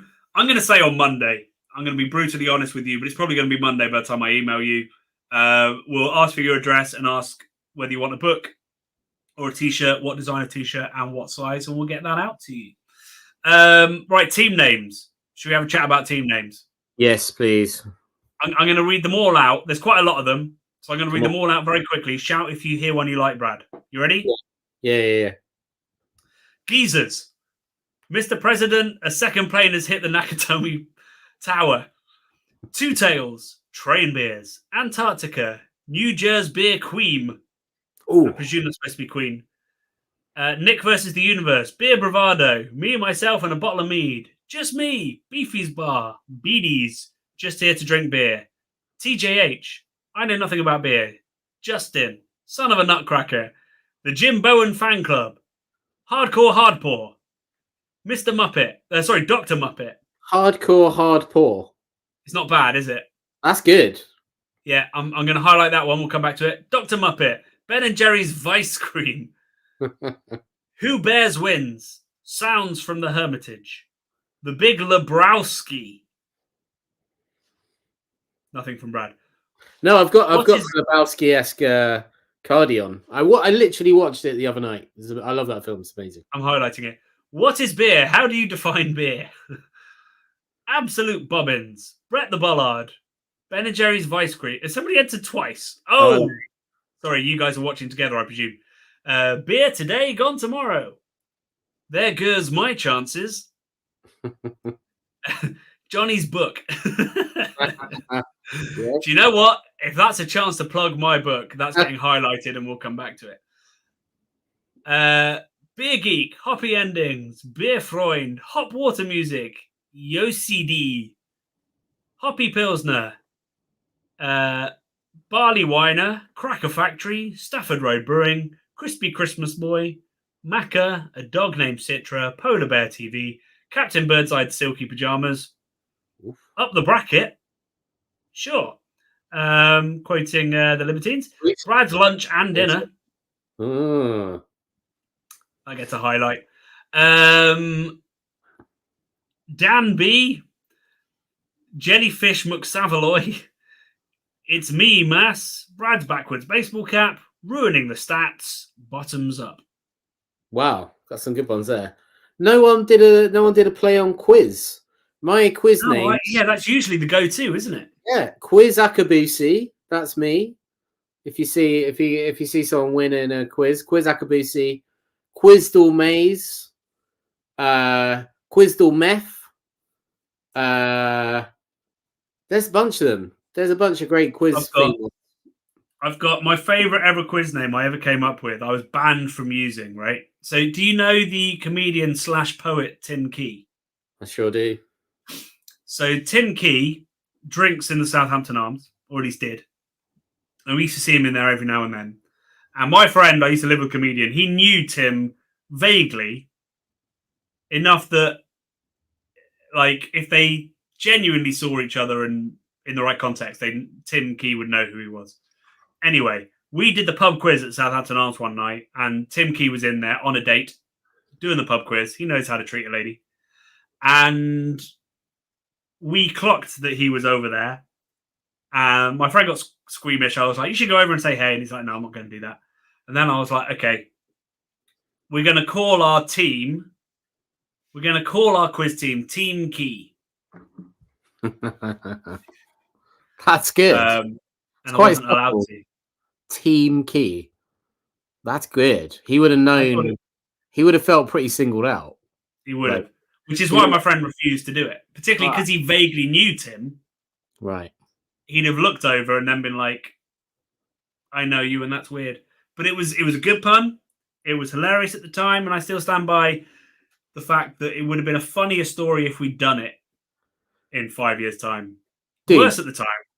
You know, you just said Tim Key was on a date. There is, I don't know if it's still on iPlayer, but one of my favorite things Tim Key has ever done is a short film called Wonder Date, where he goes on a date, and it's amazing. Is it a pub quiz? It's not a pub quiz. It's a wonder date. It's fantastic. It's well worth a watch. I don't know whether you can actually watch it anymore. I'm not sure. Shit, it says currently not available. Comedy short from Tim Key. A man dazzles a girl on the perfect first date, but why won't she text back? He retraces his steps, re-examining the date. So he's in his mind, it's like an incredible date, and then they both got really drunk, and I won't spoil it anymore, but it's really beautiful. No more spoilers, Bradley. Yeah, I've already spoiled Rick and Morty. Sorry. Paul Bullrush. Noel. Oh, Noel. I confess this year has been saved by glorious beer, festive spice, and all things nice, and thoughts of Brad dressed in pagan gear. Wow. Paul Bullrush, man, you are an absolute poet. Every time you come out with the incredible stuff. I think if we ever founded a brewery, all our beers would be named off of quotes from Paul Bullrush's work. Well, we just have to get Paul in to write the copy on the back, I think. All that. Right. All that. Fantastic. Really, honestly. You hired, Paul. You got the job. We don't know what the job is yet, but you got the job. Here we go. We've got people sharing their favourite pub quiz names. My favourite quiz name was, how do I know how heavy my red hot chili pepper is? When they read it out at the end, the table shouts out, give it away, give it away, give it away, man. It's a long payoff, but it would get a chuckle a couple of points in. Well, I guess it might not so much now because the Red Hot Chili Peppers have released so much mediocre material since. But at the time, that would have been killer. Yeah, that would have been good. Right, so we've got, before we move on to, in fact, I'm going to start pouring the next beer, but we need to pick. So I highlighted 5 names. I'm going to take I've got my own opinion. I'm going to take Brad's opinion, and I'm going to take opinion from the crowds. What should win? Tell us now. Hardcore Hardpour, Big Lebroyski, should be Lebroyski. Yeah, it there should goes be. my chances. Johnny's Book or Brad's Lunch and Dinner. Let us know in the comments your favourite. Brad, give them 30 seconds while you pour your beer before you say your favourite, and then I'll say mine. And we'll have a winner who will get the same prize as the winner of the quiz.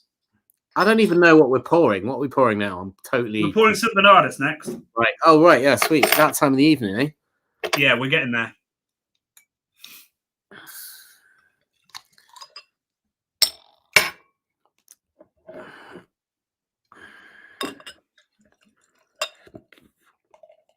What was the There Goes My What? What was it? There goes my chances, as in, the form of blended lambic between 1, 2, and 3 years. I like it. I feel like that should have been like a Pixies quote, like "There goes," is it "There goes my man"? There goes my man, but it should be "There goes I can." It's not called. It's not the name of the song, is it? There go. No. Is that Boxcar Racer? Oh fuck! I'm having a brain freeze. Yeah. It's Boxcar Racer. Yeah, I think so. I have a new book. It's called The Meaning of Beer. It's about how beer has changed the world. And if you want to know more, just ask some questions. Right. So we have a fairly clear winner in the comments. Here Comes Your Man. Oh, it is called Here Comes Your Man, but they sing about Boxcar Racer. It's the other way around, isn't it?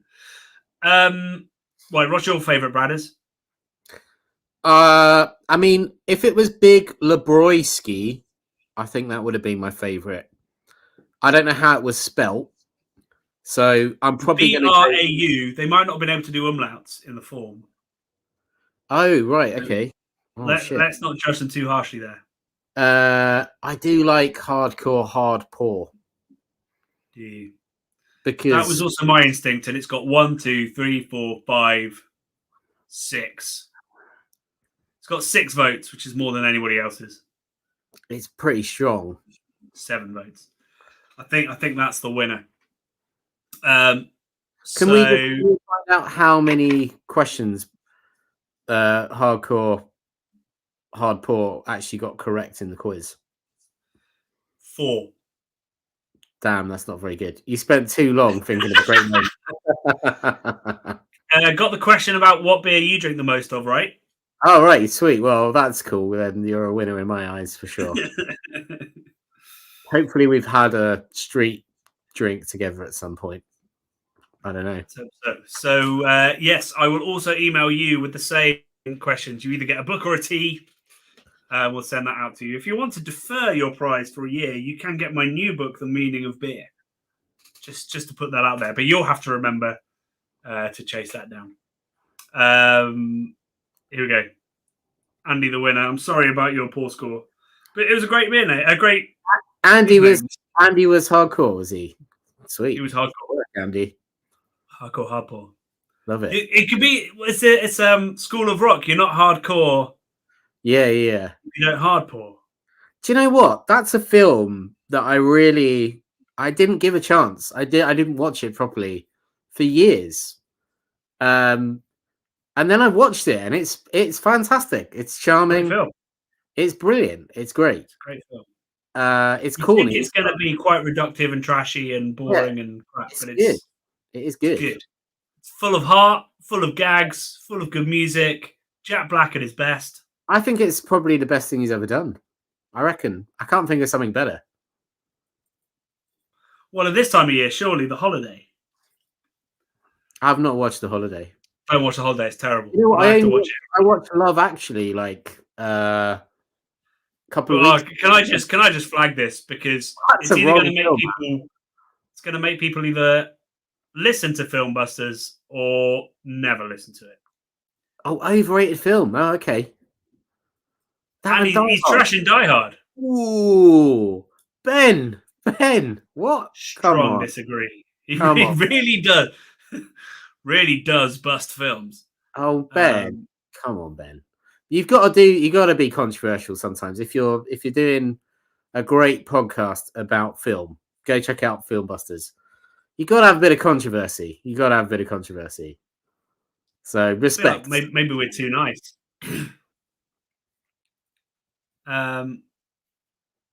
Right. Here we go. So we're now on to the next beer, which is St. Bernardus Christmas. This is the drinking order, which there's only one beer left that we said we were going to drink, so you know that now. But yes, we're on to St. Bernardus Christmas, which we didn't actually really talk about at all in last week's video with St. Bernardus. because we were filming in. Well, it was end of September or end of August. It was about 3 degrees Celsius. Yeah, it was so hot. Yeah. Which you could probably see. Us and yeah, it wasn't great. The alternator died from that trip. Yeah, just as I was getting off to get on the train and you couldn't pull away. Is that when that was? I don't know. That might have been a different car incident. I don't know. Oh, was that happening? No idea. Brad Bus arrives soon. There we go. Got some Brad Bus chat. Where the Brad Bus is coming. We got an air horn on the Brad Bus. Yeah, I'm trying that out. See if it could work for me. I don't think it's going to. Yeah, so we didn't really talk about this beer. I'm still uncertain as to what it is. You know, because it's not St. Bernardus 12. Sorry, I looked up because we have the Winky Monk just up there. We got somebody commented on the video today, I think it was, saying all of them have this white bit here. You're full of nonsense. And I was like, no, it's whether the eye's closed. That's what a wink is. It's not some weird air quotes thing. I don't think we all have the white bits either. I think it seems to be sporadic. Certainly from I think they all do, but it depended on how old the label was as to whether it had right. Okay. Yeah. So if anybody knows the actual history or recipe of St. Bernardus Christmas, we forgot to ask, but it's not St. Bernardus 12. It is different. It feels drier and spicier. I doubt it's a different yeast because that's a risk. Whether it has like orange and coriander or something in there. I think orange and coriander could be right. Yes, 100% agree. Every time I say it, it feels naughty. I don't know why. Let's not think too hard about what a Winky Monk can be.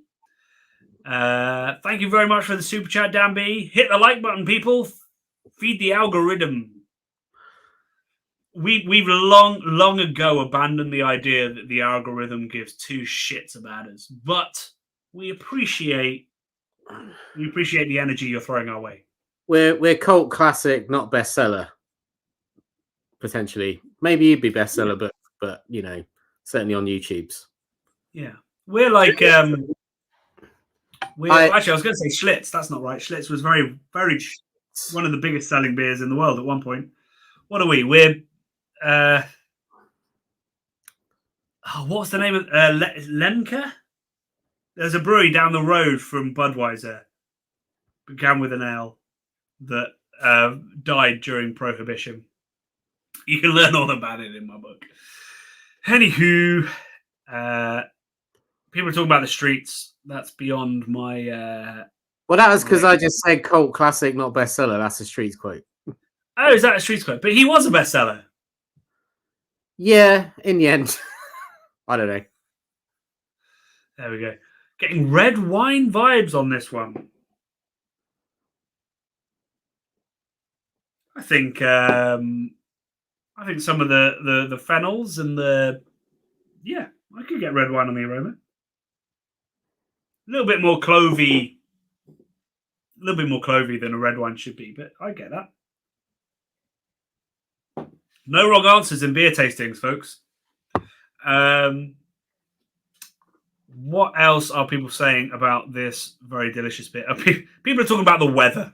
It's never a good sign on a live stream. They're like, well, this is oh god, now people are quoting UB40, so it's all gone. It's all gone Pete Tong.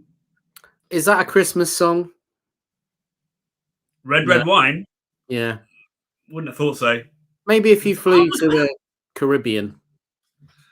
I was supposed to bring my cheese board out because traditionally we have snacks for this, and I forgot my cheese board. Yeah, I haven't got any snacks. Board, but yeah, people are talking about blue cheese. Would it goes well with a lot of beer, blue cheese.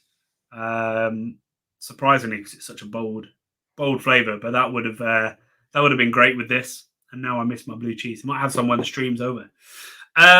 This feels like as good a time as any, Bradley, to plug to ask the audience and indeed Brad what your favorite beer has been this year, and what your favorite CBC video has been, and therefore, by extension, what you'd like to see more of in 2024. Because once the book's done, which is about a month or so away, we have some big plans and some sponsors potentially wanting to make cool stuff with us. But we have quite an open schedule, really, for next year. So we'd love to hear not just like visit this brewery, but like important and exciting stories you think we should be telling. We'd love to hear that. So your favorite things we've done this year and stuff you'd love to see us do next year. We'd love to hear any of that from the comments, because literally you can help us shape what next year looks like in between the bits that we've already got. There's lots of space. So please let us know. While you guys come up with some ideas, Hayden says, another great year of content, guys. Merry Christmas to you both. Merry Christmas to you, Hayden. Thank you very much indeed. What do you think of this year? How's CBC done this year for you, Bernardus? I think it's been pretty good. The world's had a difficult year. I think, it'd be great to do a bit more traveling this year. Obviously, Johnny's been writing a book, so he's gone on some solo travels doing that.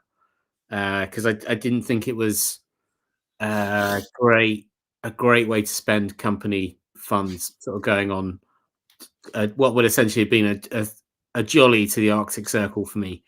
But I certainly would have liked to have gone to things like that. But I think we've done some really great stuff. I very much enjoyed going to visit Budvar. That was fantastic. On the Poyo is always a pleasure. Going to Geisinger was pretty amazing as well, I thought.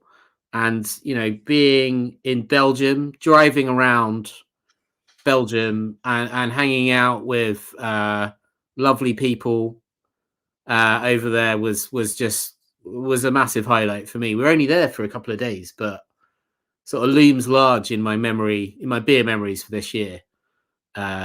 Belgium, I think, was great. And I don't know, Belgium Brad Beer Bus, I hear people are chanting through the internet at some point. We just need to work out how we would do that with liability. This is getting to be a joke. We say this every year. Johnny doesn't want to do it. I don't know how we'd do it. I want to do it. I just want you to organise it. Yeah. I'll come along, but I'm not going to be responsible for that. Yeah, and I'm not sure I'm responsible enough to be responsible for that. I can just about take care of myself, let alone a bunch of other drunk humans. This is the worrying thing, isn't it? It's like trying to organise drunk people onto transport. I think we'd be fine once we're there. For me, it's the hotels, the bus, the designated driver, the contacting all the breweries to let them know that we're turning up, which is always an awkward conversation. That's the bit I don't want to have to do. It's tricky enough for you and me, for two of us to come. Because brewers, I think it's something that maybe people at home haven't really experienced. But, breweries are big production spaces, right? So when we rock up and go, we want to film, like some breweries will be like, well, shit, we need to clean the entire brewery. We need to give everybody fresh merchandise so that they look good on camera. We need to pick who's going to be on camera, what we're brewing that day, who's brewing it. We need the tap room to have the right beers on, so I think I was naive to what we were asking from breweries when we first started out. And maybe they weren't doing that as much when we were a much smaller outfit. But now, sometimes I've gone, can we come and visit, and given them like 2 weeks notice, and they go like, no. Like, if you're coming, we want to get it right. So yeah, do it. The Brad bus, probably the best way to organize it would be get the insurance, get the bus, and just see what happens. I'll buy a bus. Should we do a Kickstarter? Not buy a bus. Rent a bus, but just not tell the breweries we're coming, and just make sure they have tap rooms. Right. Yeah. Okay. Yeah. But anyway, let's dig into the comments of what people want to see, because this really interests. Oh, sorry, that is not the top one. Where's the top one gone? Here we go. travel visas are expensive, but great. Yes, we want to travel. We just need to find excuses to. Western New York, I'd love to visit, New York State as a whole rather than just New York itself. There's a lot that's very cool going on there, and that should be on the list if we can find a way. Old school English breweries is something we've been a little bit sat on because we were hoping that Keep Cask Alive Series 2 would happen sooner than it has. It's not off the cards. We just need to make it happen, and if it does, we will. If not, then we will absolutely, go to Harvey's and some of the other guys that make great historic stuff. You just moved there, Ian. We'll come see you. You're going to put us up. If you do, that can shave some costs off. We'll come see you. I mean, it's been a long time since I was in California. I'd love to do that. Thank you very much, Chris. Glad you enjoyed this in Bernardus. I said this to Brad a week or two ago. Brad should do a Barcelona video. You know it, booze-wise, better than I think most drinkers in Europe. I think that'll be super cool. Yeah, it's not necessarily that's spot on, Jasper. It's not necessarily beer only that I'm drinking when I'm there. It's a lot of other stuff too. But yeah, I do like Barcelona. It's a fun place. There will be more homebrew next year. I promise. The way that we do homebrew makes them very involved, like picking a brewery, telling a story, picking a kind of a brewing element that we want to focus on, whether it's, clean fermentation, dry hops, whatever it is. I still have it here. Lots of ingredients that were supposed to be the start of our lager program and our lager video. That is my focus for next year. I want to brew a really perfect Czech Pilsner, both for me and for the channel. And we even have, I don't know where it is. Oh yeah, maybe I do. Do I? Is that it? Yeah. So this was very kindly given to us by Radim of Budvar, but we have. It's beautiful. I'll go full screen on this. We have our side pour tap ready to go. Luca, baby. Luca all the way. Once I have my recipe and my process sorted. I've done 2 test batches of the lager. Both times lagered for 4 weeks, so they take a while to come together. The test batches, so the video will take a while to come together as well, but it is very high on the list. What else have we got? That's a good idea, Johnny. Sorry? Good idea. Homebrew version of London Black. We could absolutely give that a go with the guys. I'm sure they'd be up for that. They want to do some content with us next year, hopefully, so maybe we could tie that in. Yes. We'd love to do another time hop. Simon would love to do another time hops. That was an intense video. And we kind of have a concept for version 2. We're kind of getting there. But once we do, and once we've nailed it, hopefully that will happen. So I will come back to everybody talking about their beers of the year in a second. Have we got any other content stuff coming our way? Thank you again, Mr. Rougelot. You kind. I think we should start with the merchandise, the Brad Bus merchandise, and then eventually it can happen. We got some cult themed stuff heading out to the Patreons. We do. Incoming cult. I might be able to show. Is this going to work? Hey, look at that. First person to name what that's in reference to gets a high five, virtual high five. Yeah. And then on the bottom of my laptop now. Oh, yeah, a bit higher up. Yeah. Nice. Look at that. So those are 2 stickers that will be winging their way to all of our £4 Patreons and up. literally next week, so they'll start arriving next week. That we got feedback that the patches were lovely, but weren't that practical. People didn't have stuff to put their patches on, so we switched to stickers.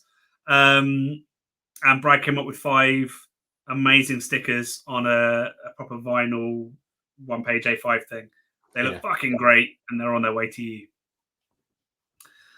There you go. See, people loving the stickers. See, there we go. Kegerators, public toilets, laptops. Beautiful. Yes. Glad that's going to go down well. Mustache, hopefully. straight over the badge. Straight over there. Wear it proud. Definitely not gone. It will last. They're quality stickers. They are. I've already not poured a beer over this laptop. I had a beer explode in my bag, and the sticker survived, as did the laptop, obviously. Nice. Beer fridge. Hey, we know it. All hail the high druids of CBC. Yeah. Did Heaven's Gate ever say they were a cult? Great question. Is that the first person to say Heaven's Gate? Because spot on. They didn't say they were a cult. I know Louis Theroux tried to interview them for his Weird Weekends on Cults, and he got like a message saying something like, "We've gone on our travels now," something like that. We've gone up to the Hale-Bopp comet. Sorry, Louis, can't be there for an interview. We've ascended. We're literally murdered ourselves. Yeah. This is a lovely idea.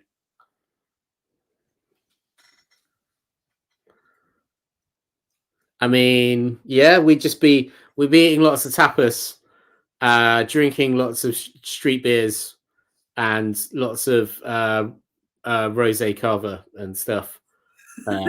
Geezers, going to some interesting clubs. It'd be pretty fun. You know, I go to bed at 9 p.m. these days.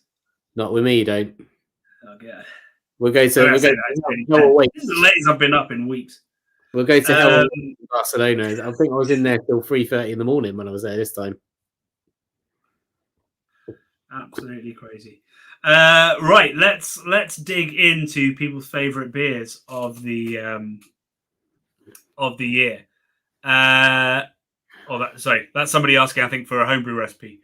Up we go. We need to get the final beer in the glass. How are you doing with the St. Bernardus? Yeah, I'm good, man. Yeah, you done? Yeah. Okay, right. Well, let's get Stille Nacht in the glass and dig into what people's favorite ones were. Well, Brad, you're going full screen. Right. Tell me what you think of the labels of these beers. Oh, the artwork. The artwork of this Stille Nacht. Yeah. I really think it's pretty cool. It reminds me of a Pavement album cover in its loose, joyful naff. Yeah, I don't know what any of it says because it's in Belgian. But some of it's in English. Brewed and bottled by De Dollar Brouwers, which means the Mad Brewers. Stille Nacht is Silent Night. Yeah. With the best Vincent wishes, maybe. I'm into it. Not quite sure. I mean, so he is. There's a wonderful article. Is it on Pellicle or Good Beer Hunting? I think it's Good Beer Hunting. It's written by Brandon Kearney, one of my favorite beer writers, about this man, about Chris of De Dollar, and the incredible stories he has, incredible beers he makes. And he's an artist. He paints the portraits for the local cheese knights of the something. Utterly bonkers human, but has a vibe. And does wonderful, almost Picasso-like portraits in the brewery. The tree is gnarly. It almost looks like a sort of death metal a little bit. like font or something. Like I can imagine that saying something in the... God, that won't focus. Bloody terrible camera. I'll focus for you. I think it's awesome. It's awesome. Yeah. Big time. I should say, so next Wednesday, so on Wednesday, our annual Christmas video goes live. We drink Stille Nacht in that video, and it's undercarbonated. It's a fuck up of a bottle, and we what's the word? We reference it, but we cover over it a little bit. As Brad is just learning, and as I did now, that was a one-off. Plenty of carbonation in this bad boy. Definitely not undercarbonated, no. As it should be. But yeah, so I don't know whether the cap was knocked, so it lost some pressure or something, or whether it didn't get the dose of what it needed. But that's a different beer to what we drank when we filmed our Christmas video. Superb. I love this beer. Oh. I've also been lucky enough to have the Reserva, and that's very special as well. I love this beer. Wowie Zowie vibes. What's Wowie Zowie? Yeah. The Pavement album cover, definitely. Oh, right. Okay. Yeah. Yeah, I mean, I just think this stuff is magic. I mean, we talk about it in next week's video, so I don't want to talk about it too much, but I'm delighted by the fact that everybody that got a box has this beer, and probably for lots of people, it's the first time they've tried this beer because it's just ridiculous, and utterly unique. You know, like I feel like there's so much going on in this yeast. That's what makes them very special. Also, very high bitterness for Belgian beer that you get into dollar. Like 60, 70 IBU in a lot of these beers that I think with the real sweetness makes them more drinkable. But just that yeast, like there's definitely, I mean, there's all that Saison character, really peppery, clovey, banana, but also I think, you know, if you left this long enough, maybe some Brett would kick in, and it just feels on the very edge of mixed fermentation wild beer. But this is the album cover. Yeah. Fuck, I can't really see it. There you go, got it. It's like a sort of best of album of Pavement, and it's got a little dude who's wearing a king's hat. He looks like a goblin. He's got a crown on and a little staff, and the writing is kind of, oh my god, it keeps going for my face.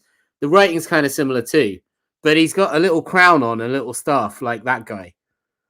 And the Pavement writing is not dissimilar to it either. So that was what I was thinking. But yeah. You're right. Reality asks, how often do you get an off beer? Constantly. So, you know, I don't really use Untapped.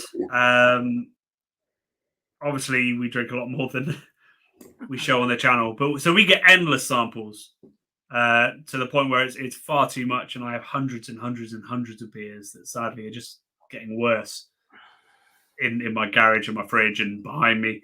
But we try everything as fresh as we can. Genuinely, in terms of beer that I would finish, it's less than a half hit rate. It really is. And that's a reality that craft beer has to face up to and improve on, because it's, along with some stuff actually we're going to talk about in our Big in 2024, it's the biggest barrier that craft beer has. It's the consistency of it. Because, you know, I consider Stille Nacht one of the most exciting, brilliant beers in the world. And yet we had one yesterday that was a drain pour, almost. So we're sat there going, this is one of the best beers in the world, but you may have a very different experience of it. It's a bit of a tricky thing to kind of talk about and recognize. That's what people say, like, sell those beers. You what? I can't. Well, I mean, I can't sell those beers ethically or legally, but also you wouldn't necessarily want to drink them. You know, we get lots of new brewers who want to get feedback, and they know that their beers are flawed, and they're like, "How are these beers flawed? Please tell us what we can do better. What might be going wrong." Half of them maybe think that their beer is great, and we have to go back to them and go, "It's really not."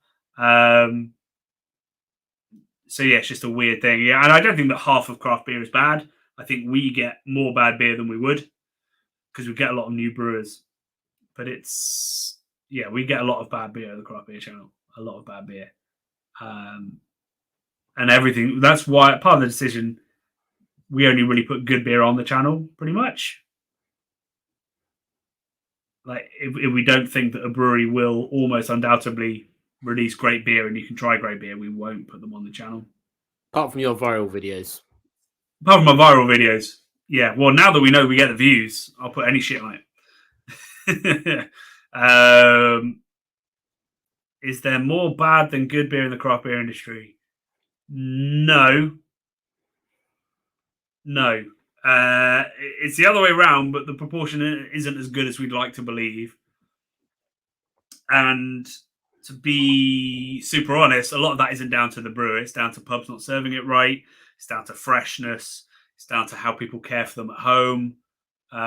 In terms of what people actually drink, it's still more good than bad, but it's not great. In terms of what comes out of a brewery, it's probably 70-80% good. But it is, it's an issue with artisan stuff, you know. Stuff goes wrong, and the really tricky thing is that you don't often know it's gone wrong until it's well out of the door and it's in people's hands. So I try to have a lot of respect for brewers who, you know, they'll admit a mistake. They'll go, "We need to recall this," or "This is not what we wanted it to be. We didn't realize." But quite a few brewers and ones that I've fallen out with in the past try to pass that blame onto the consumer and go, "Well, you should have kept it cold." It's not down to the consumer. Produce shelf-stable beer, and if they keep it for 6-8 months and they drink it and it's no good, then be like, "Okay, we're really sorry. We'll send you a replacement." But, you know, some brewers are coming out a month later and going, "You should have kept it cold," and that's just, it's not acceptable. That's on the brewer, not on the consumer. So yeah, most beer is good. Most craft beer is good, but macro beer is so consistent, and that's what it's judged against by most drinkers. Most drinkers crack a beer, and it should be exactly the same as the last time they drank it. And whatever you think of macro beer, they do that very well. How often do you get off? How often do you get off on a beer? Define get off. Because like aroused. I would say, other than right now, it hasn't happened in a long time. So somebody did say, "Can I make this my beer of the year?" Because it is beautiful, but equally, in fact, so 2 comments right next to each other. This one is not for me. This one takes the crown. And they're in the same room as well. Yeah, well, I didn't know whether we should announce that on the stream, but yeah. Sorry. I'm sure. Although actually, the next comment is then, "Can this be my beer of the year?" It's just bloody marvelous. Jasper, who I'm sure has drunk it plenty of times, is very much enjoying it. Not had it for a long time. I am aging lots of bottles in the fridge next to me. I picked up 4 last year. I've picked up 4 this year. I'll do 4 again next year. And hopefully there will be a Stille Nacht vertical coming to the craft beer channel in, I don't know, 4 or 5 years. Maybe 4 times 4. We'll try 5 beers, 5 verticals. This is the kind of planning I'm doing, Brad. What are you collecting? You're getting serve at home technology. Hopefully so. That'll be interesting. Some of these coming out, hopefully, some lowbrows in 2024. I think we've got some interesting stuff potentially happening behind the scenes, Johnny. We've got an app we're developing that's hopefully coming out in 2024. So $10 and up Patreons, or £10 and up Patreons, will in a couple of months, February, March, April time, be receiving a free copy of our app. That's your Christmas present. We couldn't get it done by the end of this year for very dull reasons. But that's going to be your 2023 gift,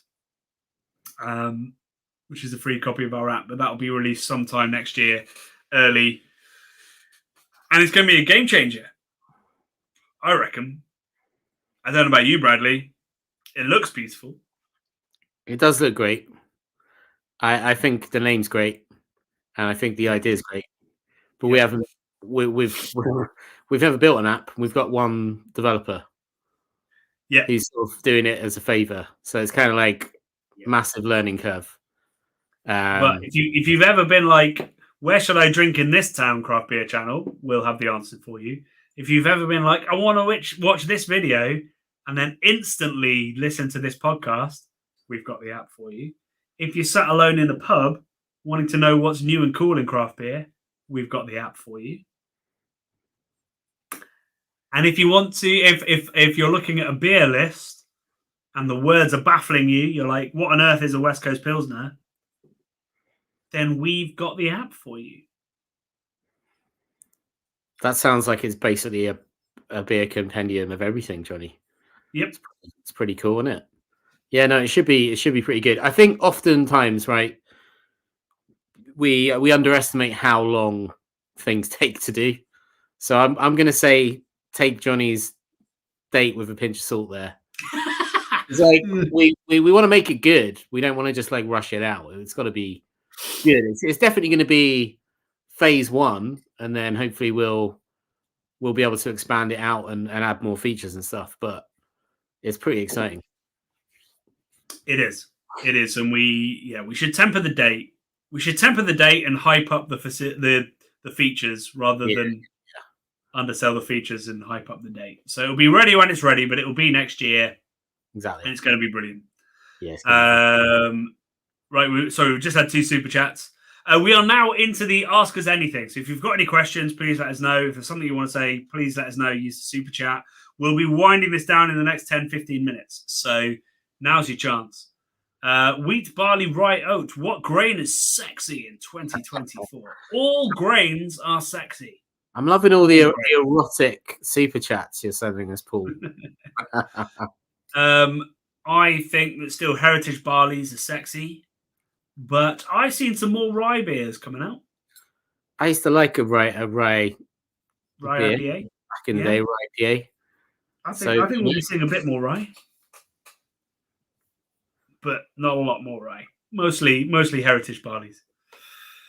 At what point do we start chanting for an encore? One more beer. Folk, if you want us to taste one more beer from the box, let us know. I will crack it and we'll taste it. We'll talk about it. That can be a question. Just let us know which one. New t-shirt, all grains are sexy. If you'll buy it, we'll make it. Favorite brewery this year? Oof. I might have to say St. Bernardus just because it was pretty epic. As a place, yeah. 100%. It was amazing. My favorite beer of the year was still that the Budvar Wet Hop Sars. But Colonel, I think, have had a really strong year. The Lager program, which is about 2 years old now, has been really impressive. I think we started the year with our Colonel live show. Yeah. And I was really, really impressed with the beers that we tried there.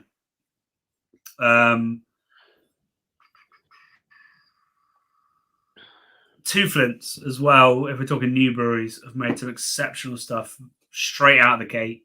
As a new brewery in the UK, Two Flints are the ones that have impressed me most. What's a big project you hope to see the light of day next year? Keep Cask Alive 2. That I'd not produce any other. If I could make like a 10-part Keep Cask Alive, that would just be next year done. The other thing we're going to be doing, hopefully we'll have a sponsor for it. But so the book that I'm writing, The Meaning of Beer, I'm not plugging the book, but it's all about essentially beers and breweries that change the world. We're hopefully going to do a series which is like beers that change the world. And I think if we do that right, that could be amazing. So if we can do that, that would be very exciting as well. Will 2024 finally be the year where the trend is not just variations on a theme by IPA? Nope. Not next year. You'll have to watch Big in 2024 video for that answer. Exactly. We do reference that exact question. This needs to happen. Yeah, that'd be amazing. We are admirers of Treehouse. if they're watching, we're admirers of you. You admire our channel, we know that. And we should all just get together and have a lovely time and make a beautiful video.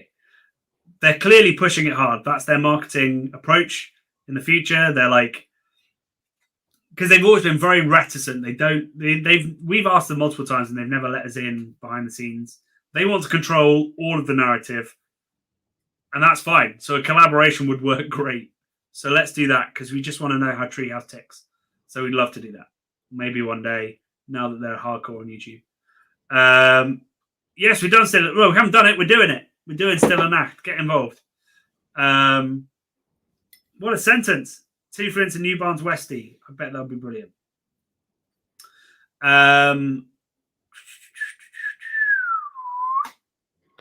You know what I was doing this year as well, Johnny, was Love and Beer Festival. I thought that was, I mean, it nearly killed you with the stress, but it was fantastic. And it was like genuinely one of the most proud points of my life, sort of bringing that together, being in a room with such love, you know, and just good vibes. I thought it was fantastic. I totally agree. It was magical. I mean, I was very stressed, and I didn't enjoy it as much as I wanted to. But I would like to do it again. And we're having some chats with some people about doing it again, and being less organizational and more conceptual, and doing the bits on the festival that we didn't get to do. And so I don't know what. No, go on, keep going. I was going to say, so I don't know whether it's definitely going to happen. I don't know what it will look like, but we'd like to do it again. Wouldn't it be cool? This is just an idea that's come to me now. To do a nightclub night that all at the bar was like incredible beers, and then we just played incredible music as well. Like a, you know, whatever. I don't know what it would be, but a kind of I used to love going out, Johnny, when I was young. Does anyone still go out? But going out to a nightclub and drinking something that was like amazing as well. That could be good. I'm not saying we could ever do that, but I'd like that as a concept. So you just want to go to a craft beer bar and spin good tunes? I want to go to a sticky floored. Oh, okay. Night, like indie disco sort of thing. You want that vibe, but with amazing beer. Yeah. Okay. Yeah. That's a thought. It's probably a terrible, but you know. I'd go to that if I stayed up late enough. Yeah. Jen, thank you very much. Congrats, guys, on a fantastic year, especially the CBC Birthday Beer Festival. It was a very special, joyous evening. It was. From about 9 p.m. It was from 9 till 12 was some of the best 3 hours I've spent in my life. It was truly magical. I think we had a dance with you and Ben, Jen. I think we did. To our playlist. Our playlist was pretty good. I reckon our playlist was better than Ronnie Joyce's playlist. Controversial. Ours was all killer. All killer, no filler. You're not wrong. You're not wrong.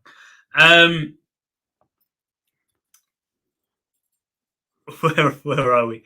I'm enjoying it. So yeah, lots of people saying that the Treehouse YouTube channel is almost too glitzy and high production, which will never be said for ours. We take some beautiful shots, but there's always an element of chaos underneath. And I think that's part of the appeal, right?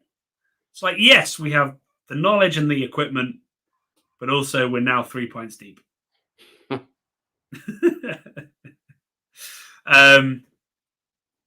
So yeah, well, so we're gonna have to call it quits here, I believe.